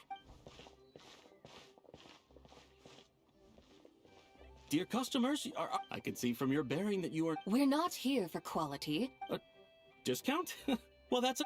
Something about the... Buy 3 boxes of Songla tea during the festival. That's right. 10 bucks. Oh, I'm on step... 3, 4, 10, 10, 20, 50. Goodbye. What are you muttering about? When purchasing 3, 4, or 10, the intervals between the two... Look! Her eyes turned blue! If the differences between intervals remain equal, the interval after 6 should be 6 plus the difference between 6. Therefore, extrapolating upward, the next two you're making Paimon's head spin! Those numbers! They mean that if we buy 21 boxes of Songla tea, we should get a 100% discount! 100% discount? You mean we'll get them for free? Oh, there was a pattern to the discounts. Is that right? The pattern we speak of is mathematics, little one. A pattern that is always right. That's amazing! You're a shopping genius, Sabai! Oh wait. Something feels off here. I had no idea our shop's discounts were tied to the laws of nature. I've learned so much from you, dear customer. No need to thank me. Now, please give us our 21 boxes of free tea. Oh, wait! What's the matter? Paimon just realized what it is that's not right. It took you long enough. We got the short end of the stick! Think about it. If we don't have to pay when buying 21 boxes, then if we buy even more, the vendor should be paying us money instead, right? Huh? Hey, Zibai, work this one out. If we buy 100 boxes, we'd make loads of money, wouldn't we? It stands to reason. Wait a moment, dear customers. Don't you think you're haggling a little too hard? You are the one dictating the discounts. We're simply extrapolating the numerical patterns within. As such, we are hardly haggling.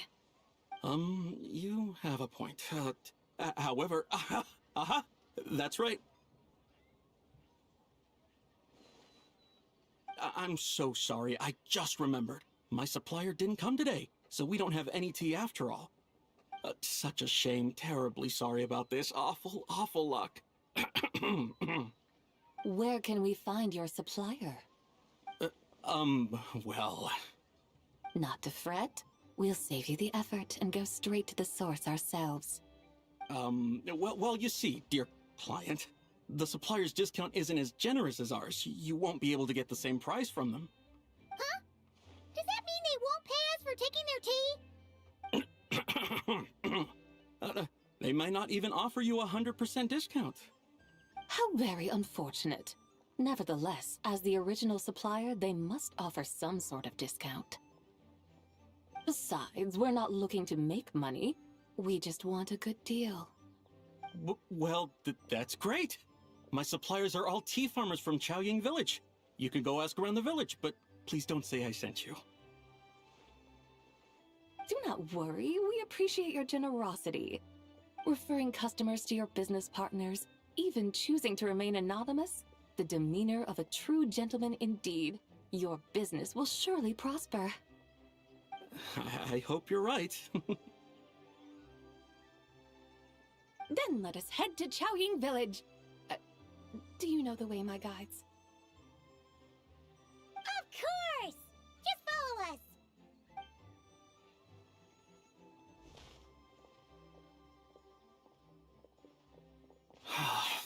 What otherworldly beings were those? Thank the heavens I managed to send them on their way. I should hurry home and pray to the White Horse Adeptus. May she bless me such that I never encounter such customers again.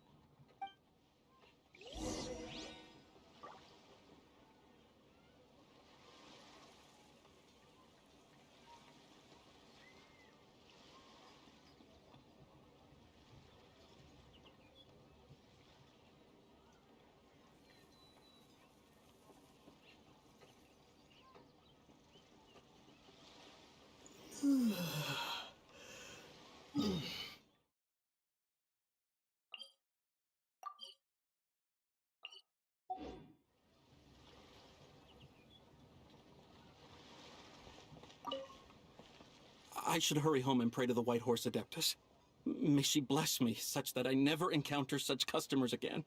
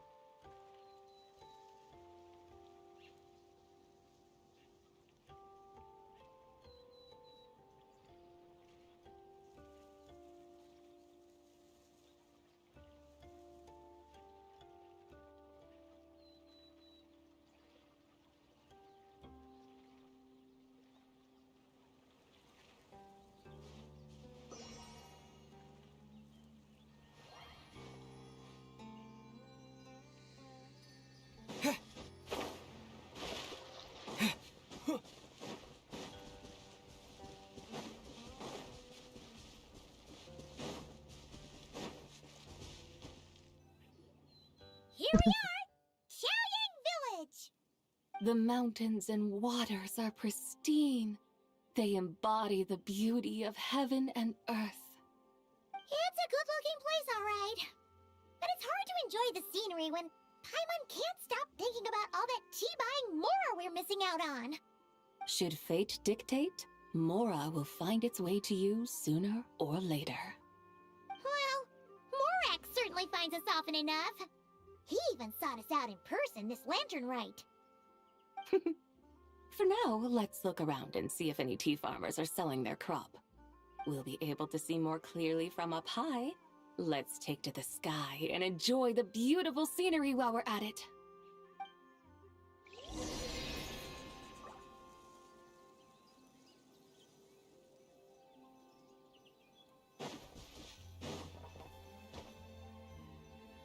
Bareng.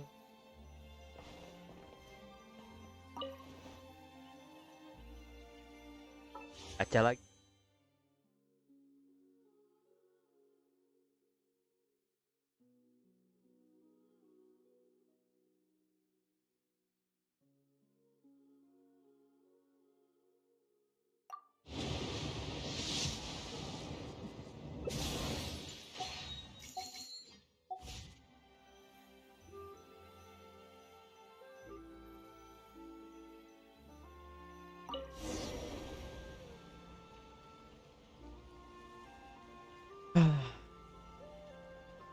Wow! Chaoying Village looks beautiful from up here. Indeed, the houses here are quite different from those in Liyue Harbor. They follow the natural contours of the mountains, forming unique, elegant structures.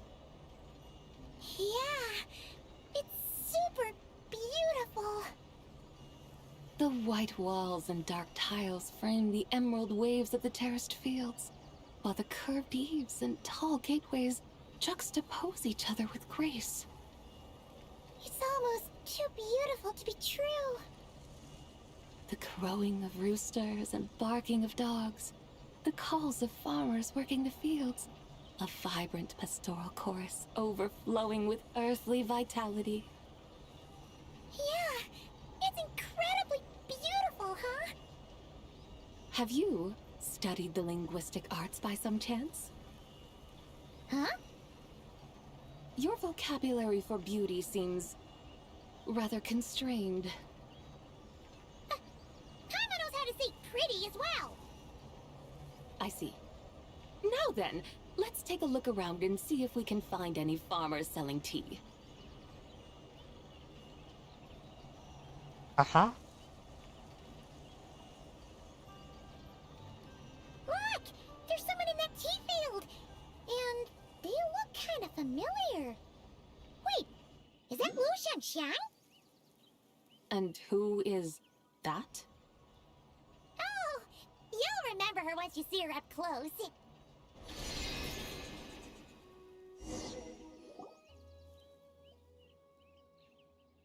Hey there, Lu Xiangxiang! It really is you! Huh? Paimon, Traveler, and the White Horse Adeptus. Fancy seeing you here. The White Horse Adeptus has a name now. You can call her Zabai. And you are... Wait.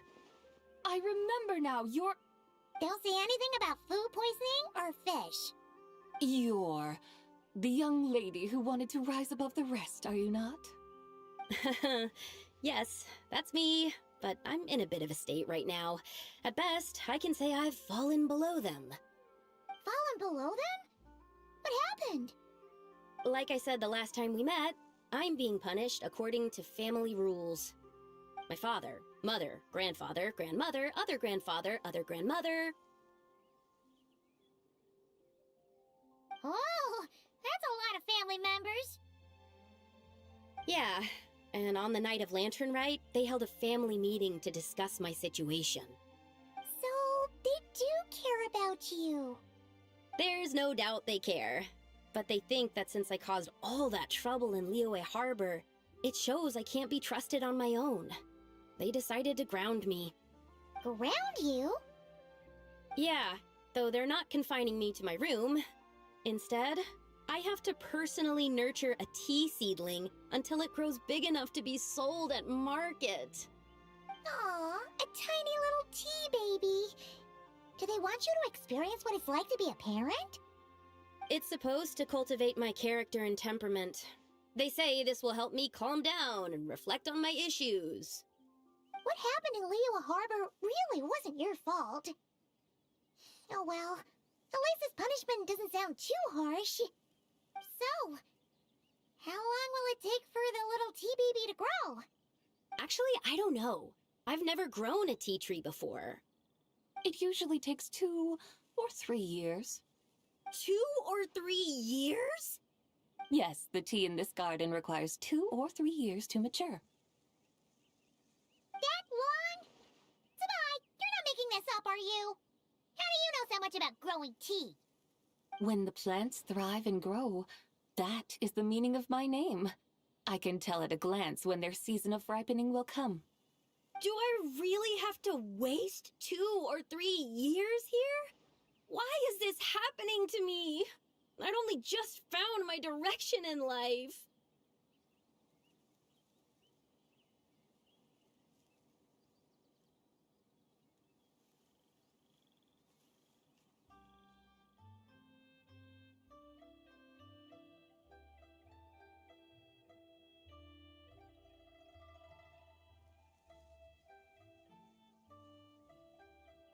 Yes! During the Night of Lantern Rite, I heard many people reciting poems from Long Gone in praise of the moon. In that moment, I suddenly felt a great sense of pride. I mean, I helped excavate cultural artifacts from Long Gone, so I contributed to the revival of these poems too, right? So I decided to stay with the archaeological team. I want to unearth even more history. I see. And are you sure that's what you want to do? If you don't achieve anything significant in the years to come, will you still enjoy it? Yes, because archaeology gives me that boom shakalaka feeling. Wait, did Xiangling teach you that? That's right. I was asking her for advice. She said that if something gives you that boom shakalaka feeling, then it has to be worth pursuing. I immediately thought about how, when I'm excavating in the ruins, I always feel like there's a ghost standing beside me, and not in a spooky way. It feels like my great-great-great-great-great-grandmother patting me on the shoulder and saying, "Keep going! You're about to rediscover some grand ancestral knowledge!"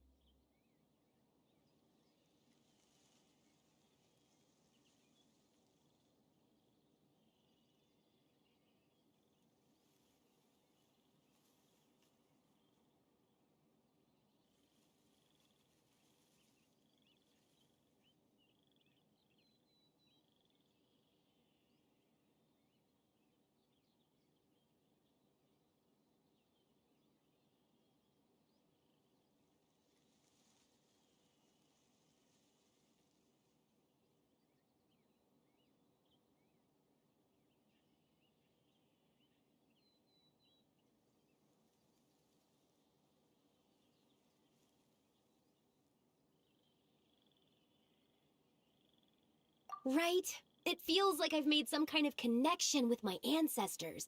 Isn't that amazing? Since you've made up your mind, you should give it your all. And I'd love to, but I'm still grounded. Run away, summon up a little boom shakalaka, and leave the tea garden behind. Flee this village. That might be going a bit far. You don't want to lead others astray, Zabai.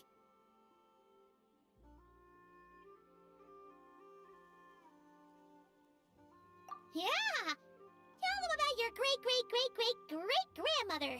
She must be the most super-duper ancestor to have ever risen above the rest, right? I'd be better off telling them about the White Horse Adeptus. After all, she's the supreme riser above the rest who saved my great-great-great-great-great-grandmother.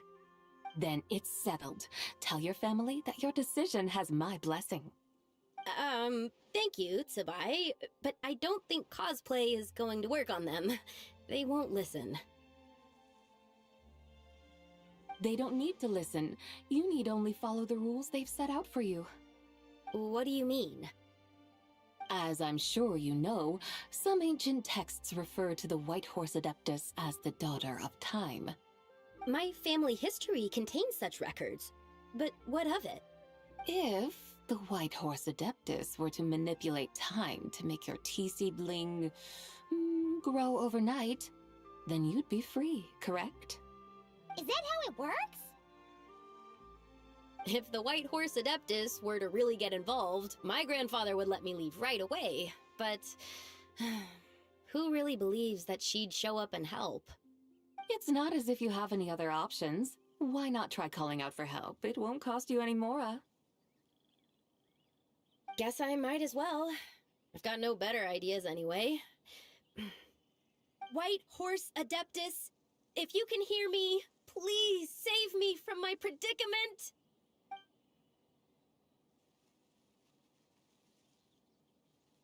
Ugh.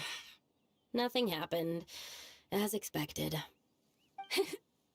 Perhaps the White Horse Adeptus has already heard your prayer. Why not come back here tomorrow and take a look? By then, the seedling you planted may well have grown into a thriving tea tree. Thank you, Tsabai, for trying to comfort me. I do feel better now, kinda. But can't you really do something like that?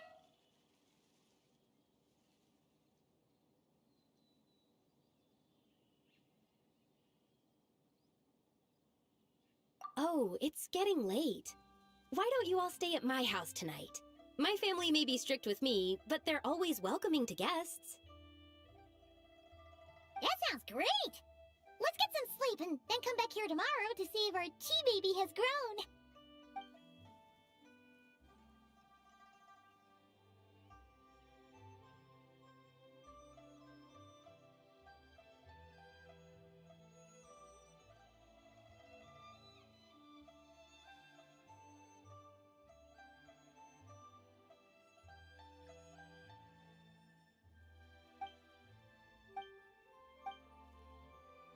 Oh, the tea tree! Whoa! Your tea baby is all grown up! Indeed, it has grown into a mature tea tree that can stand tall in the face of wind and rain. How is this possible? It must be the work of the White Horse Adeptus. Your prayer must have moved her. Are you sure? Perhaps she heard your prayer and chose to answer the call. She once saved my great-great-great-great-great-grandmother. This time, she saved me. That's incredible! Your family must be blessed by the White Horse Adeptus. I guess so. I need to tell everyone the news right away.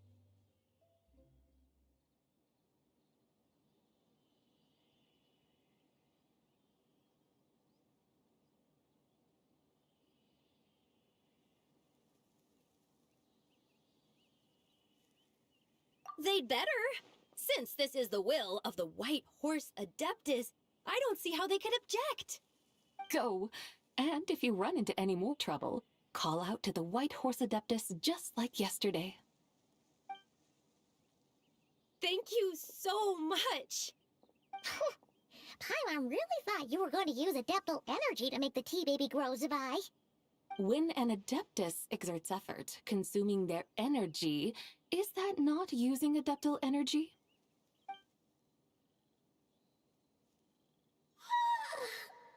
All right. What are we doing out here in the middle of the night? We're here to help Lu Xiangxiang fulfill her wish, of course. Can you really make the tea baby grow? It won't be easy, but there are ways.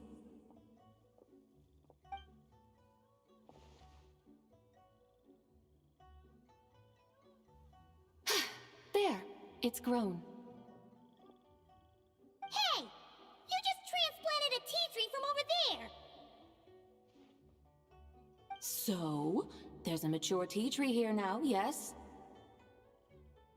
Oh, yeah, but... And am I not the White Horse Adeptus? Well, yeah. Is this tea tree then not a manifestation of the White Horse Adeptus's will? You're not wrong.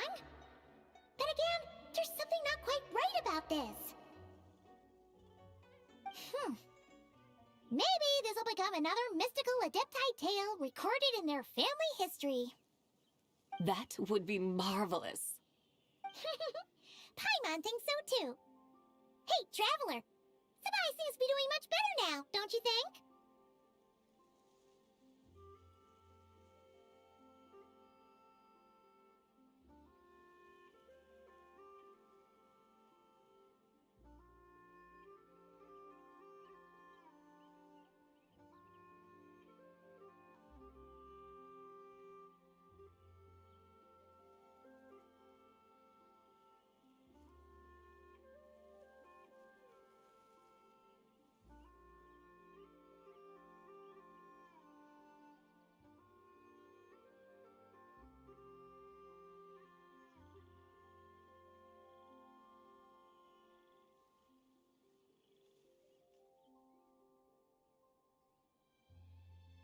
Oh!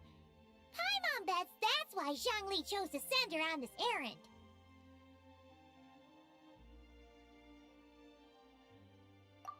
That's a great idea! We've already shown her Liyue Harbor, Yulong Wharf, and Xiaoying Village. How about we head to Qingce Village next? Qingce. That name sounds familiar. The scenery there is really beautiful. Pretty, too. It's the perfect sightseeing spot. How about we show you around? I must say, I have been mightily impressed by the mountains and waters of Liyue. Please lead the way, my dutiful guides. Alright, let's go!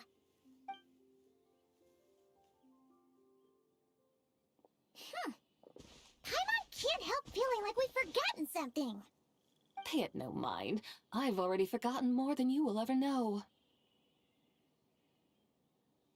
Alright. If we forgot something, it can't have been that important to begin with. Qingce Village, here we come!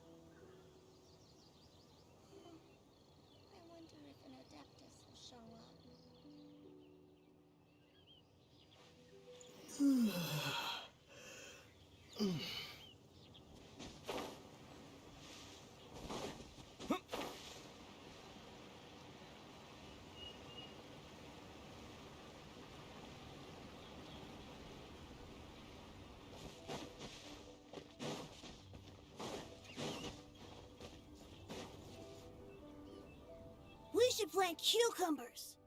We should plant canolas. We should plant cucumbers. They're easy to sell. We should plant canolas. The flowers are pretty. What are you arguing about, little ones? We're deciding what to plant in our field once Lantern Rite is over. Yeah. Dad gave us a small plot of land to grow our own crops. He said we can keep all the more we get from selling them. We should plant cucumbers, right? Dad plants cucumbers every year. We should plant canolas! We can press the seeds for oil! It smells good and sells for a good price! Ah, an agricultural debate. This should be easy to sort out. Granny, are you a farmer? Could you tell us what to do? Granny? What did you just call me, you rapscallion? Oh no, her eyes are gonna turn red again. It's just, my granny smells really nice, and you smell nice too, so... Sorry. How about we call you Auntie instead? Auntie?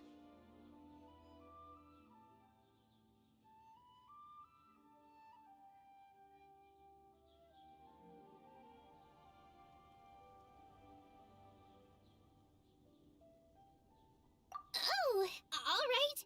Big Sis Zubai, can you help us decide whether we should grow cucumbers or canolas in our field?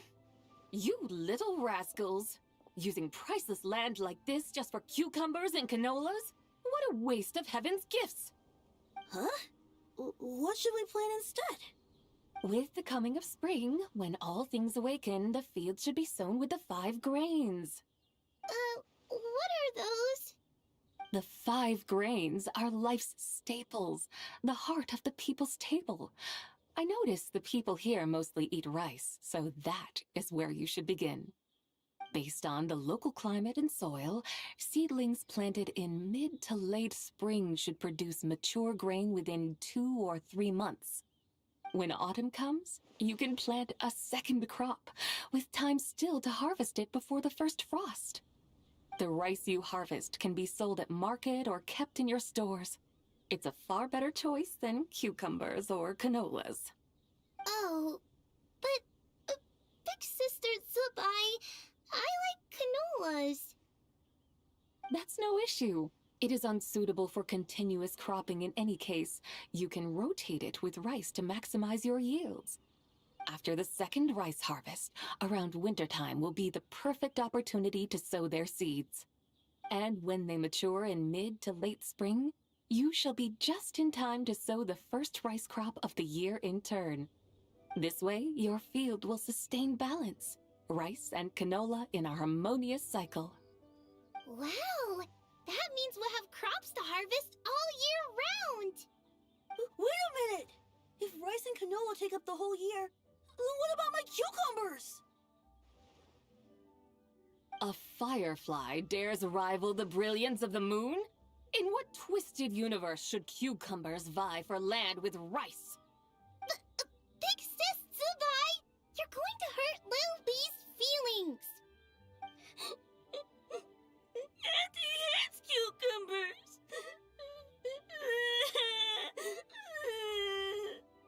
Stop crying this instant! I meant that cucumbers are simple enough to grow. There's no need to devote a whole field to them. Just find an empty corner of your yard, scatter some cucumber seeds in the earth, and before you know it, you'll have a thriving patch of vines. Cucumbers delight in sunlight and moisture, but they suffer in cold weather. If you wish to plant them this early in the year, you should make sure they're protected from frost. Wow. Is it really that simple? Let's hurry home and get started right away! Are you really in that much of a rush? Well, thanks, Big Sis Zubai, who's fierce but really good at farming. We gotta go! Thanks, Big Sis Zubai! See you around! Paimon never imagined you'd know so much about farming. What's so strange about that? The people of Langan called me the god of soil and grain. Are the fields not made of soil? Is rice not one of the 5 grains? Huh, that's true. So, if the god of soil and grain is a farming god, that means the White Horse Adeptus must be a farming adeptus, right?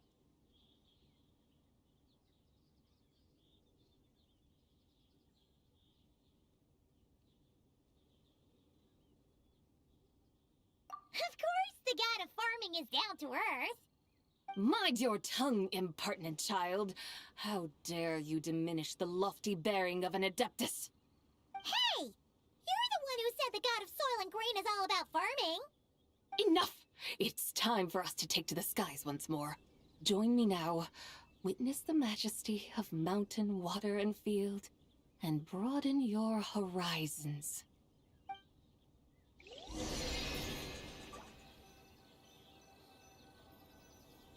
Pagi.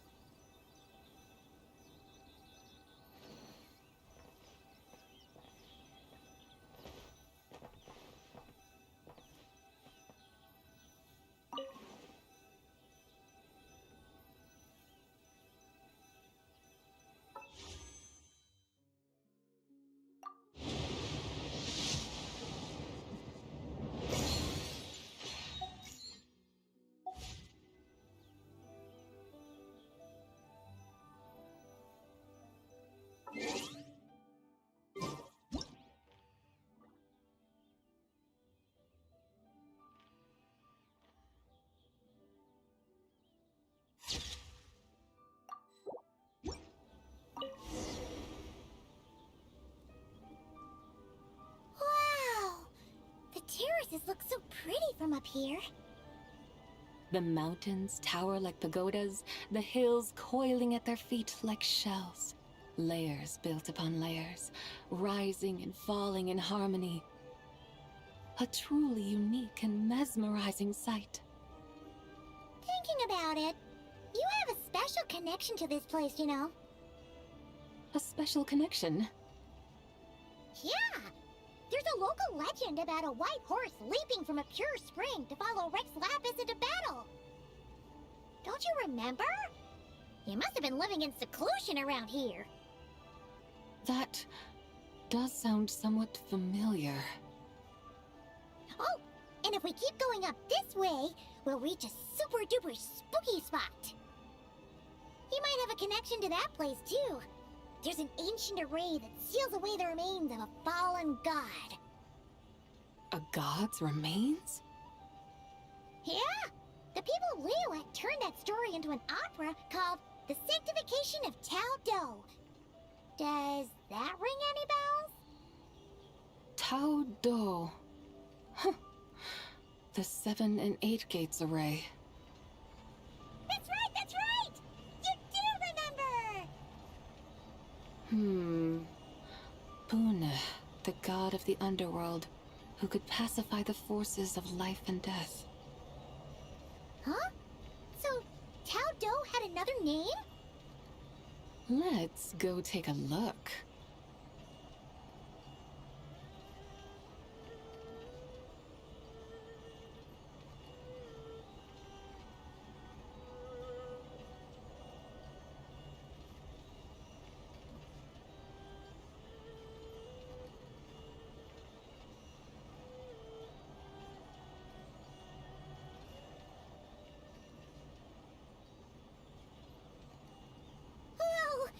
We've arrived at Wulwang Hill. The atmosphere just turned spooky. I can't help but feel there's something strange about this friend you haven't seen in ages. Huh? Paimon thought she heard someone's voice. Let's head down and check it out.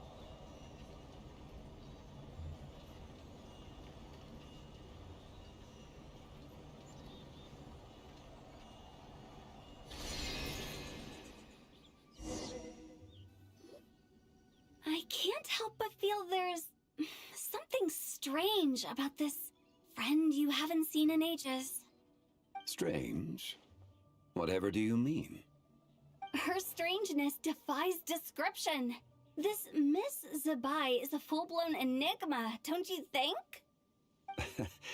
I'm afraid I have no idea what you're talking about. Aren't you worried about sending her all the way to Yilong Wharf on her own to buy tea? What if she gets lost? Where there are people, there are paths. Now I'm the one with no clue what you're saying. She can ask for directions. And then what? She will meet strangers in unfamiliar lands, build friendships, part ways. Hers will be a long journey indeed. The further the journey, the more footprints one leaves behind. The deeper those footprints, the harder it is for time to erase them. Ah, so you want her to make new friends. I see. But from what you say, it sounds as though she's not from Liyue. I believe she was not, but perhaps she will be. You're sounding stranger by the second. Huh. Oh, over there. Oh, look who's here. Hotel! Zhongli! What are you doing here? Traveler, Paimon, fancy meeting in a place like this. Oh my, and Miss Zabai too.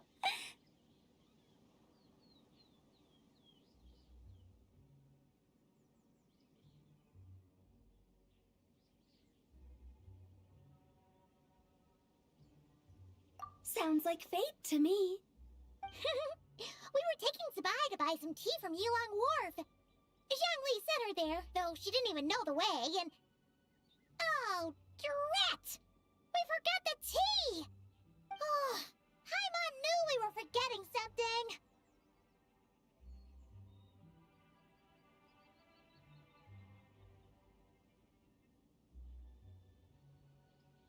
Why didn't you say so earlier, then? What's done is done. There's no need to dwell on it. Fresh tea grows with each passing year. Let fate deliver it as it wills. Exactly. You can get tea wherever you go. You're hardly running low now, are you? Paimon feels a lot better now that you've said that. Still, I'm a little confused. If you were buying tea, how did you end up all the way out here? We're taking Zabai on a sightseeing tour. We started at Liyue Harbor, stopped in at Yulong Wharf, went sightseeing around Xiaojing Village, made our way to Qingce Village, and now we're here. Wow, that is quite the itinerary. Yeah, actually, Paimon thinks it's about time we headed back.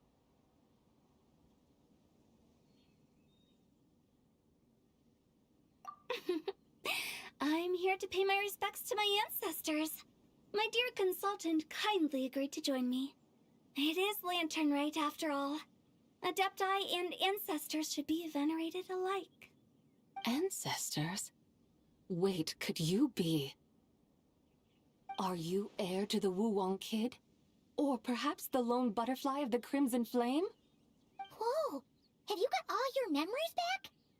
Huh? Miss Zabai, you know about the Wangsheng funeral parlor and the 8 adepts? I happened to hear a storyteller expound on the sanctification of Taodo. Lots of people know that story, sure, but very few can discern my family lineage from just a glance. Well, Zhongli, your friend here really is quite something. Unfortunately, there's no time to dally right now. We have a hill to climb. Perhaps once today is done, we can find time to chat over tea, recite poetry, and admire the moon? That would be wonderful, Director Who. Oh, and before we go, you've been traipsing around all day. I suggest you stop off at the Wangshu Inn on your way back for a good night's rest. Wouldn't do to exhaust yourselves,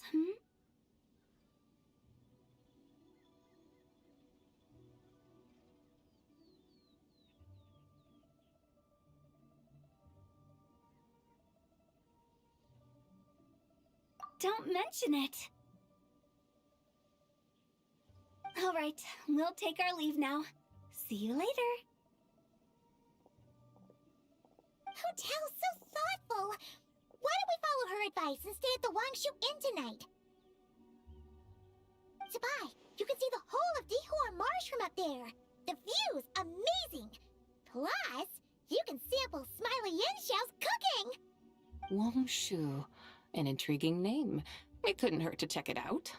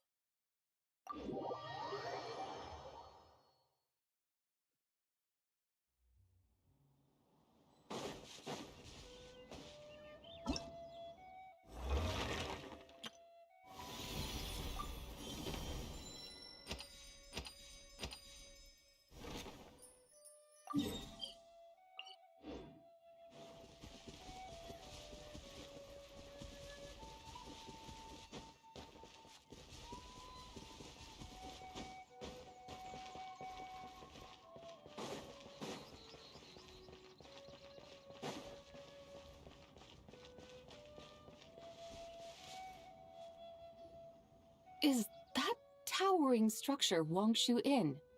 Sure is. We can take the lift up from over there. Always walking the path long trodden. Does retracing others' footsteps not tire you? Come on, get in. We'll fly to the top.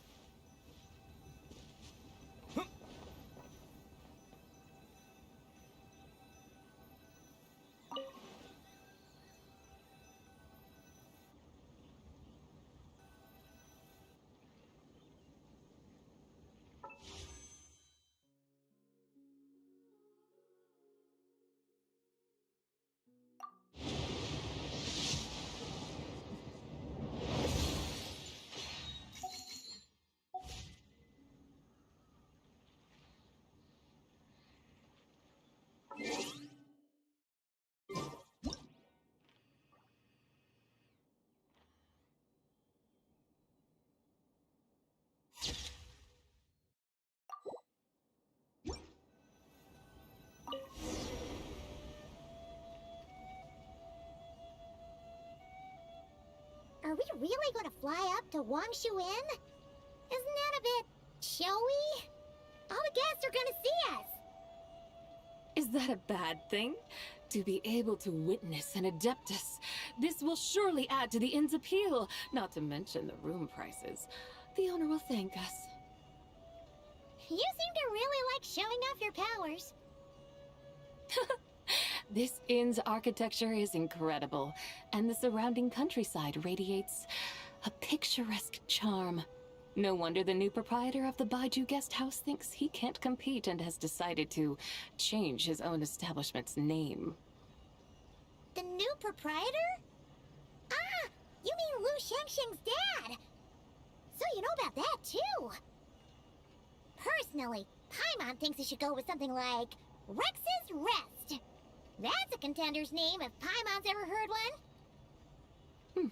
A fitting name indeed. So you think the guest house should change its name too? Paimon kinda thought you'd say something like, such sacrosanct traditions must never change. Time flows ever onward. Why should the rules of yesterday be carried forward into the world of tomorrow? The people of today should determine what is to be kept. Huh. You're not as old-fashioned and stuffy as Paimon thought. The years ebb and flow, seas recede to reveal fields. In the vastness of time, I am but a wild horse in a boundless sea of dust. Even Rex Lapis, having waded through the waters of the river of time, is not quite the same as before. Zhongli? What was he like before? That is another story for another time.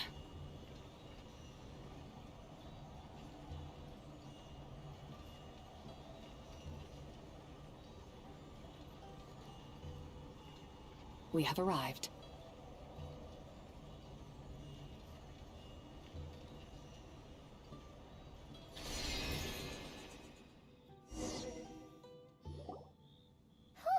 This is the first time Paimon's ever flown up to Wangshu Inn on a chariot. Everything's so different when you're up high.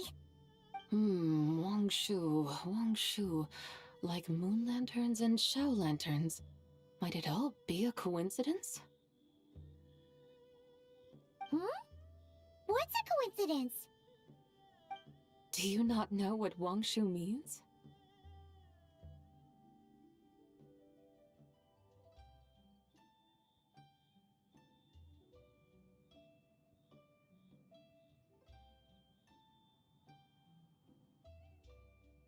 Not bad.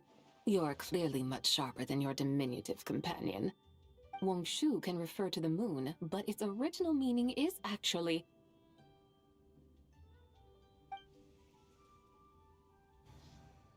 the goddess who rides the bright moon's chariot. And you must be the conqueror of demons. Xiao! Paimon was wondering if we'd disturbed you by flying down from the sky. Not at all. I sensed an unusual presence long before you arrived, though I didn't expect it to be you in a flying chariot. Ah, a witness at last. I was starting to think we should fly a bit lower. 'Twould be awfully dull if no one ends up marveling at my lofty bearing. No need. This is already showy enough. I'm not one to do good from the shadows, as Rex Lapis is wont to do. Then you must be...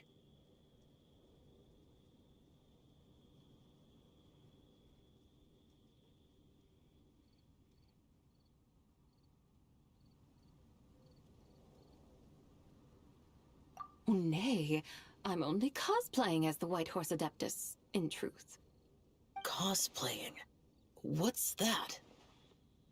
Ugh, ignore her nonsense.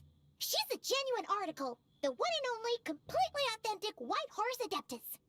It's just... Xiao, did Zhongli say anything about her being a teensy bit... not quite right? Mental instability, perhaps? Did Zhongli tell you that? No, this is my own speculation. Oh, you pretty much hit the nail on the head. It's like her brain's filled with a bunch of slimes right now. All gloopy and messy. There's a hot-tempered pyro slime, a math-obsessed hydro slime, and a mischievous little animal slime. But don't tell her Paimon said that, or she'll come and tell us all off. You white-haired rascal! Do you think I can't hear you? Uh-oh! We're in for it now! White Horse Adeptus. You must be weary from your journey. Why not take a rest? Oh, yes! You must be hungry, right, Sabai? Help me get some food. The chef here is incredible!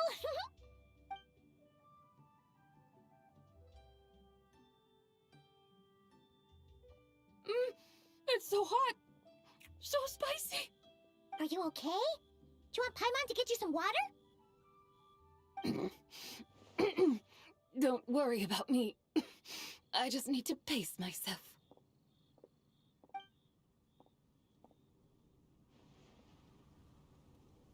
So, regarding your friend and her condition, does even the Lord of Geo have no solution? Zhongli said we should wait and she'll get better on her own. But who knows how long that's gonna take.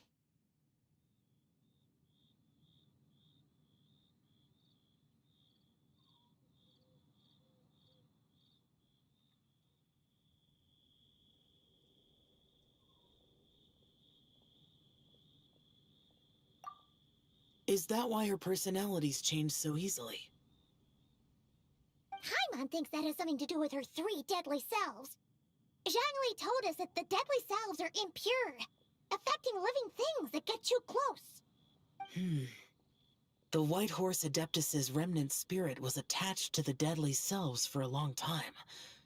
It makes sense that her temperament and memories would have been influenced by them. But Paimon still doesn't really understand what the 3 deadly selves actually are. Paimon, as you do not practice self-cultivation, I cannot help you fully understand. But you can think of them simply as emotions and desires. The act of severing the 3 deadly selves is a means of exercising wicked desires and cultivating one's true self. I believe other nations have similar practices. In Sumeru, it is known as shattering Atmagraha.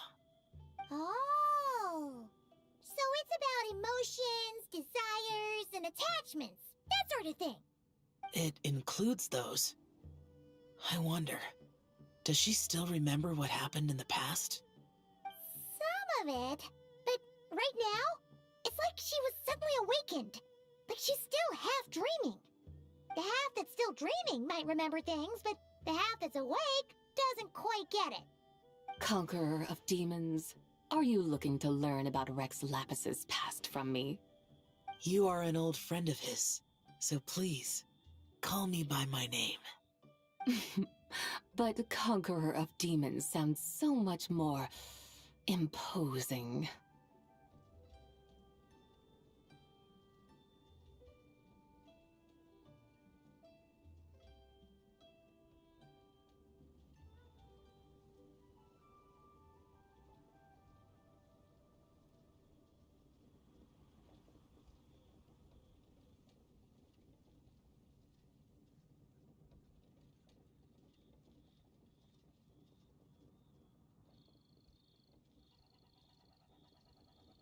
In days of yore, he was the Lord of Geo, Heaven's Star.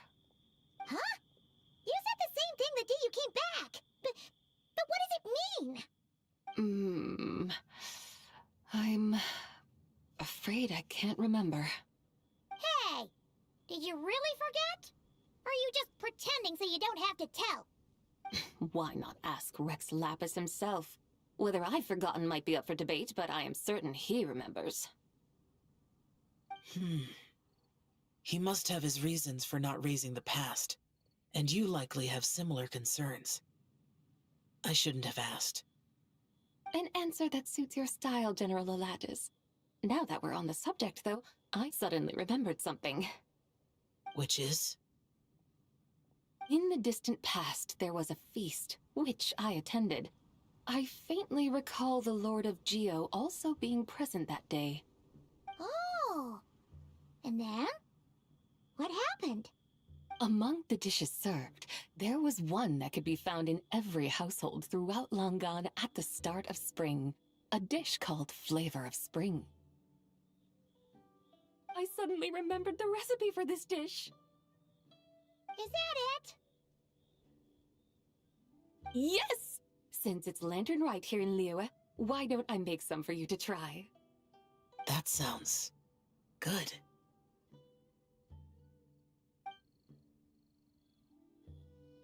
Wow! It might not have been the story Paimon was hoping for, but this looks delicious! The spring breeze stirs.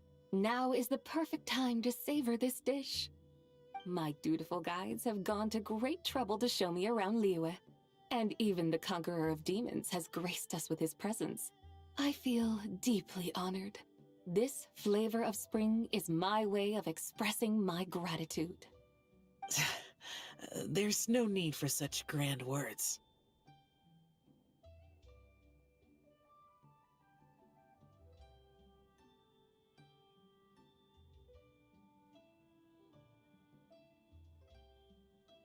What's this? Hey! It's that broken jade token from the Antiques exhibition!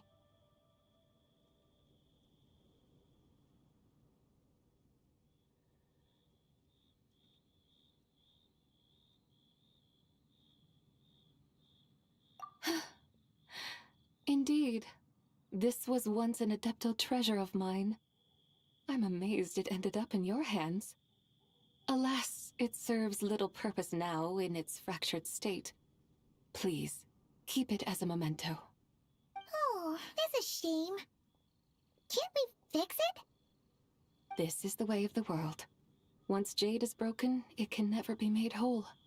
Then, what about forging a new one? That is a good point. That it has ended up in your hands must be a message from fate. I could try to craft it into a little trinket for you.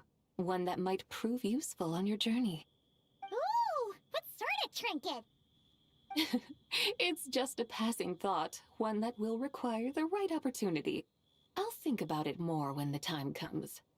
Now that we've had our fill, we should get some rest. Tomorrow we return to Liyue Harbor, where I'll have need of your guidance once more.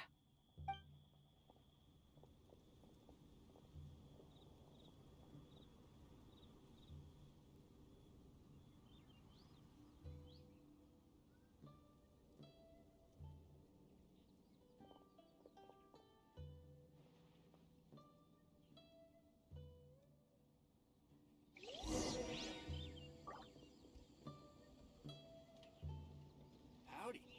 Please, head straight on in.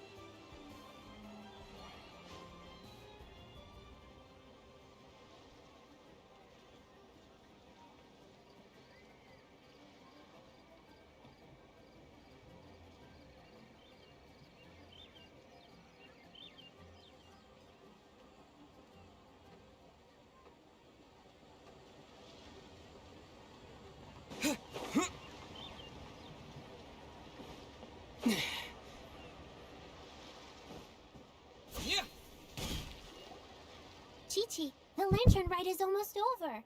Do you remember how to make a Shao lantern? Morning, split bamboo, traveler. And get silk, make Paimon.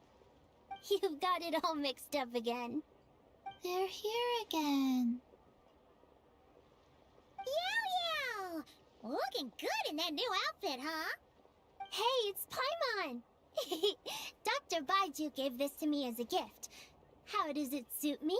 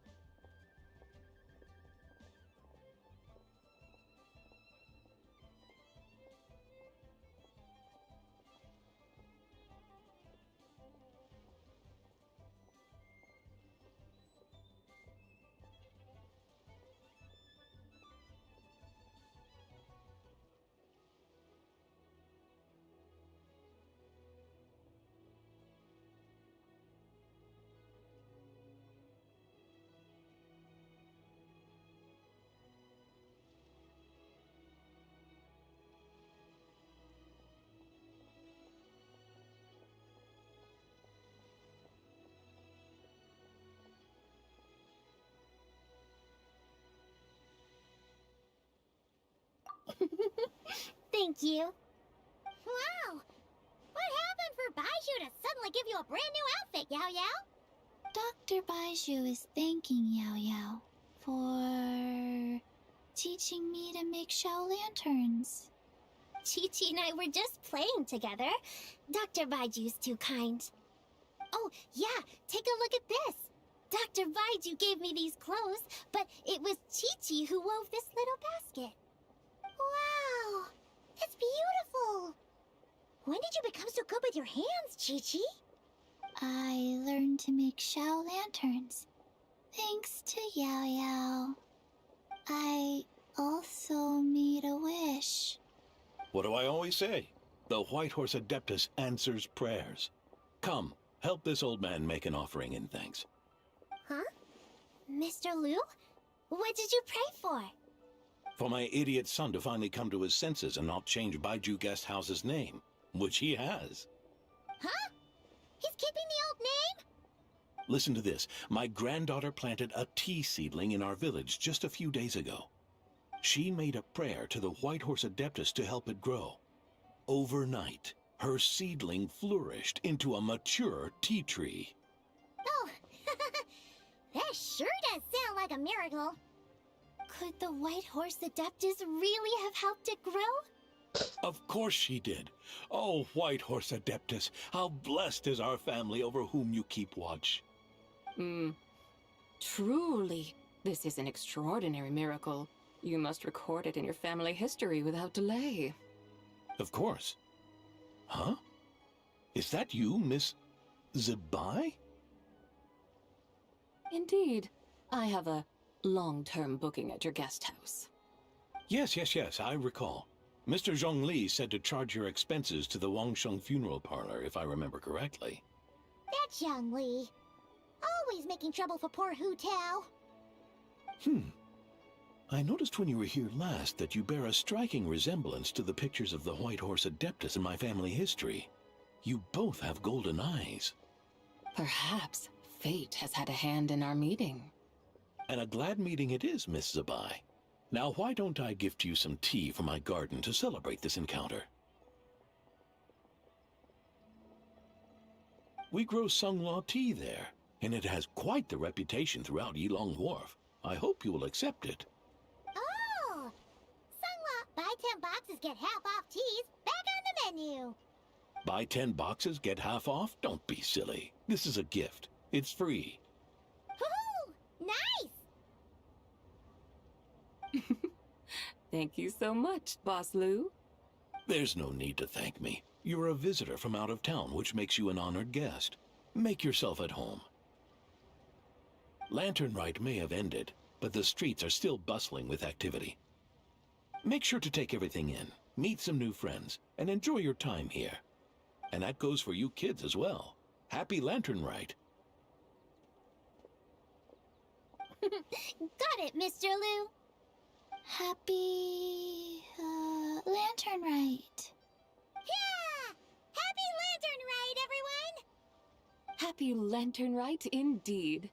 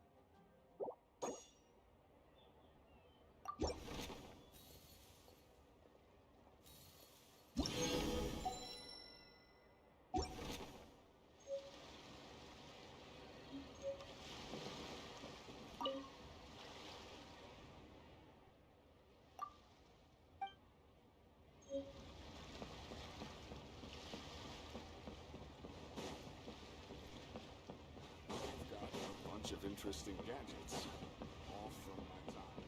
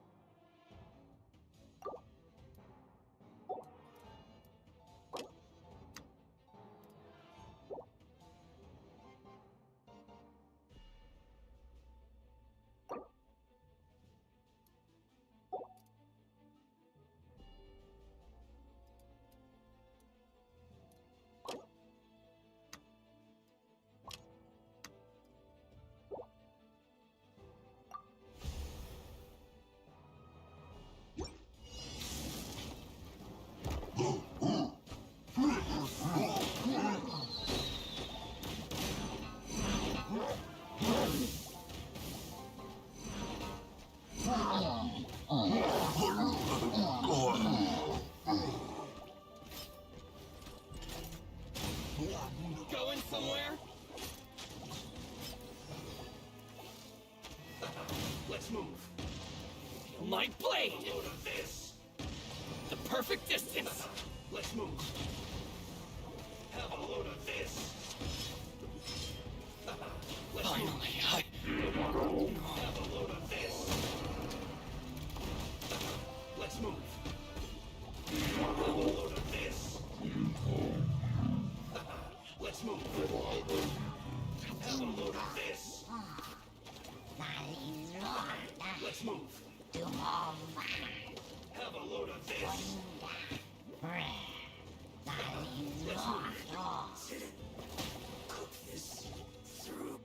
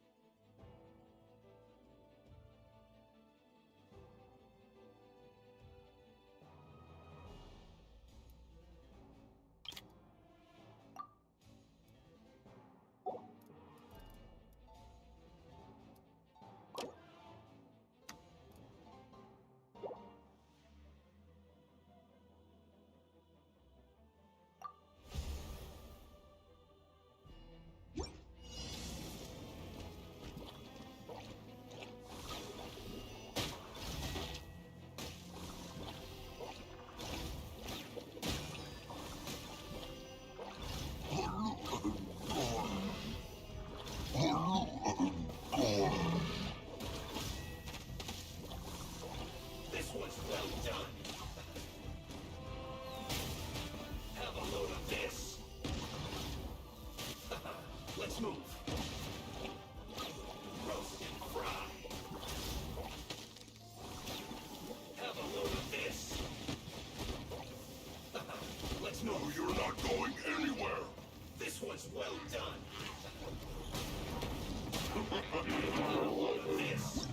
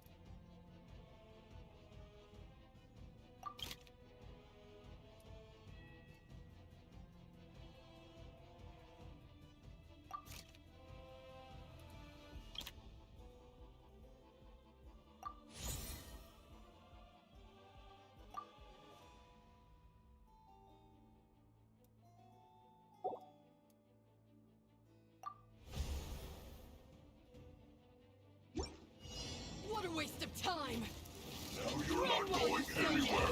There's nowhere to hide.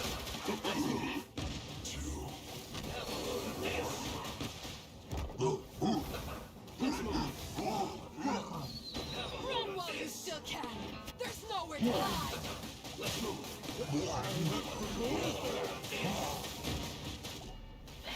Did it take too long? Have a load of this. Let's move. Have a load of this. Let's move.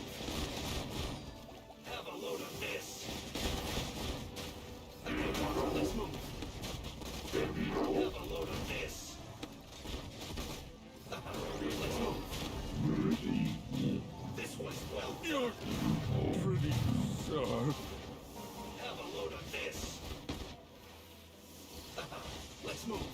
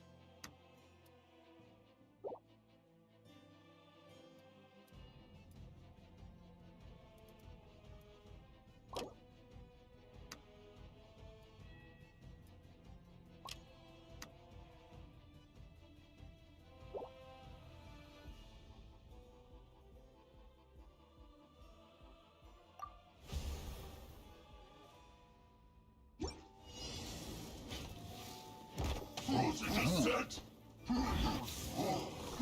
Flat cooked food. Disgusting.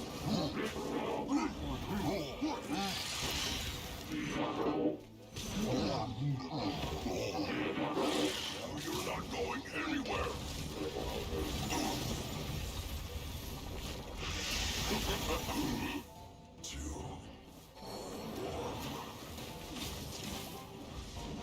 This will do! Cut down and you! Use of force This will authorized. do! You win! Insults! Bloom as the flowers in Gorabad!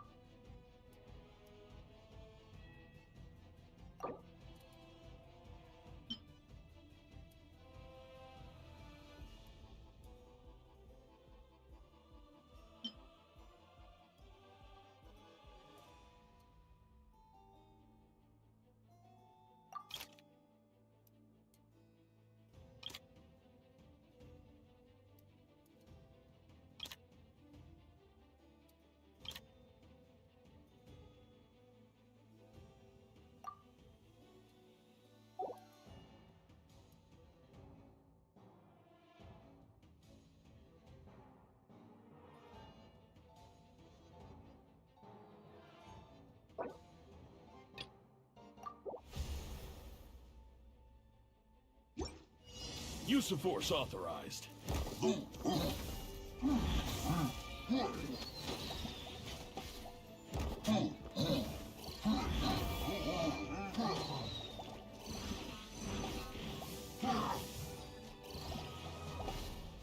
Intel!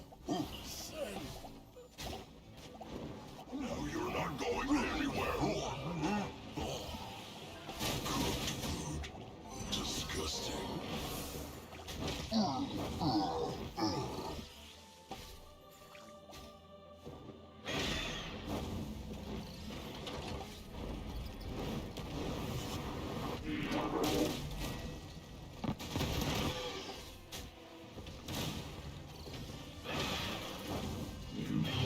Use of force authorized.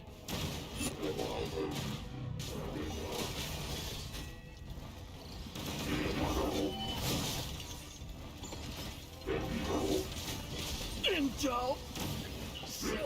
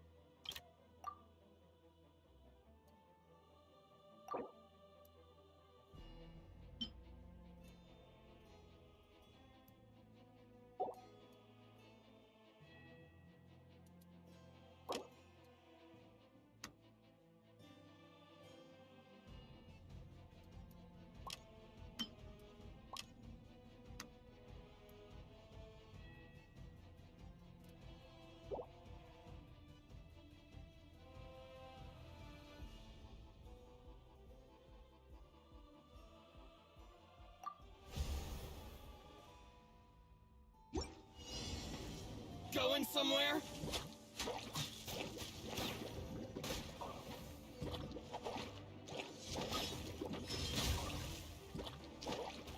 The perfect distance.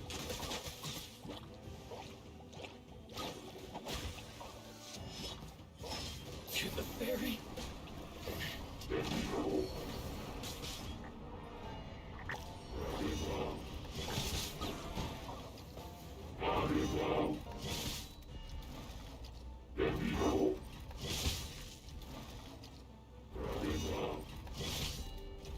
This one's well done.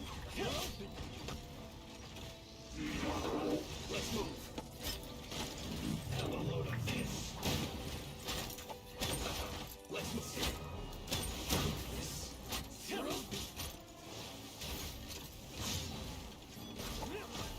Fall before me. You win this battle.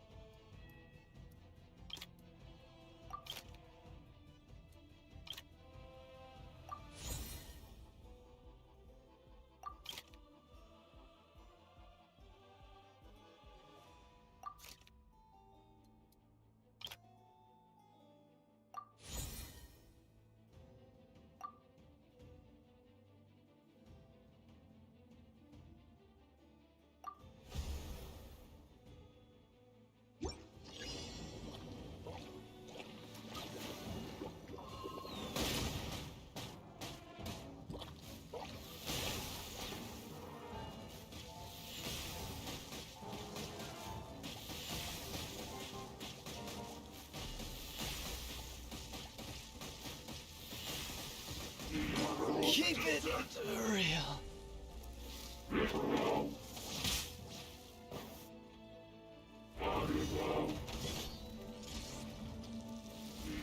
Cooked food. Disgusting. This one's well done.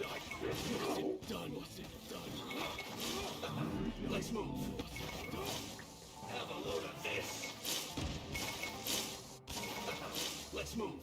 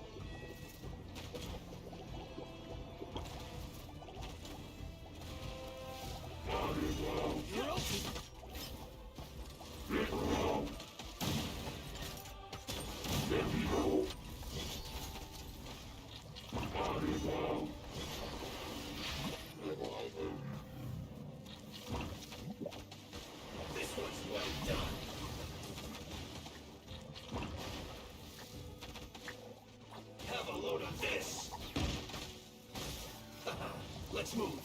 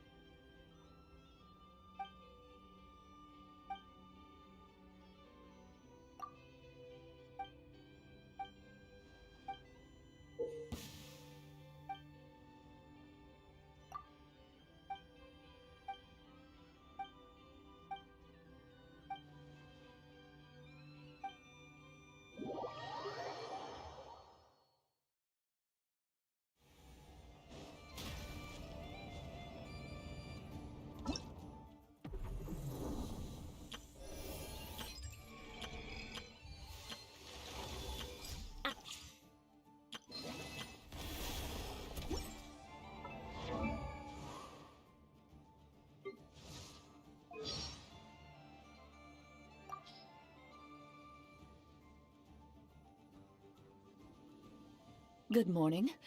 I'm going for coffee shortly. Would you like to join me? I brought coffee cups. You can... Good night. I'll be heading to bed as soon as I've completed my nightly weapon maintenance.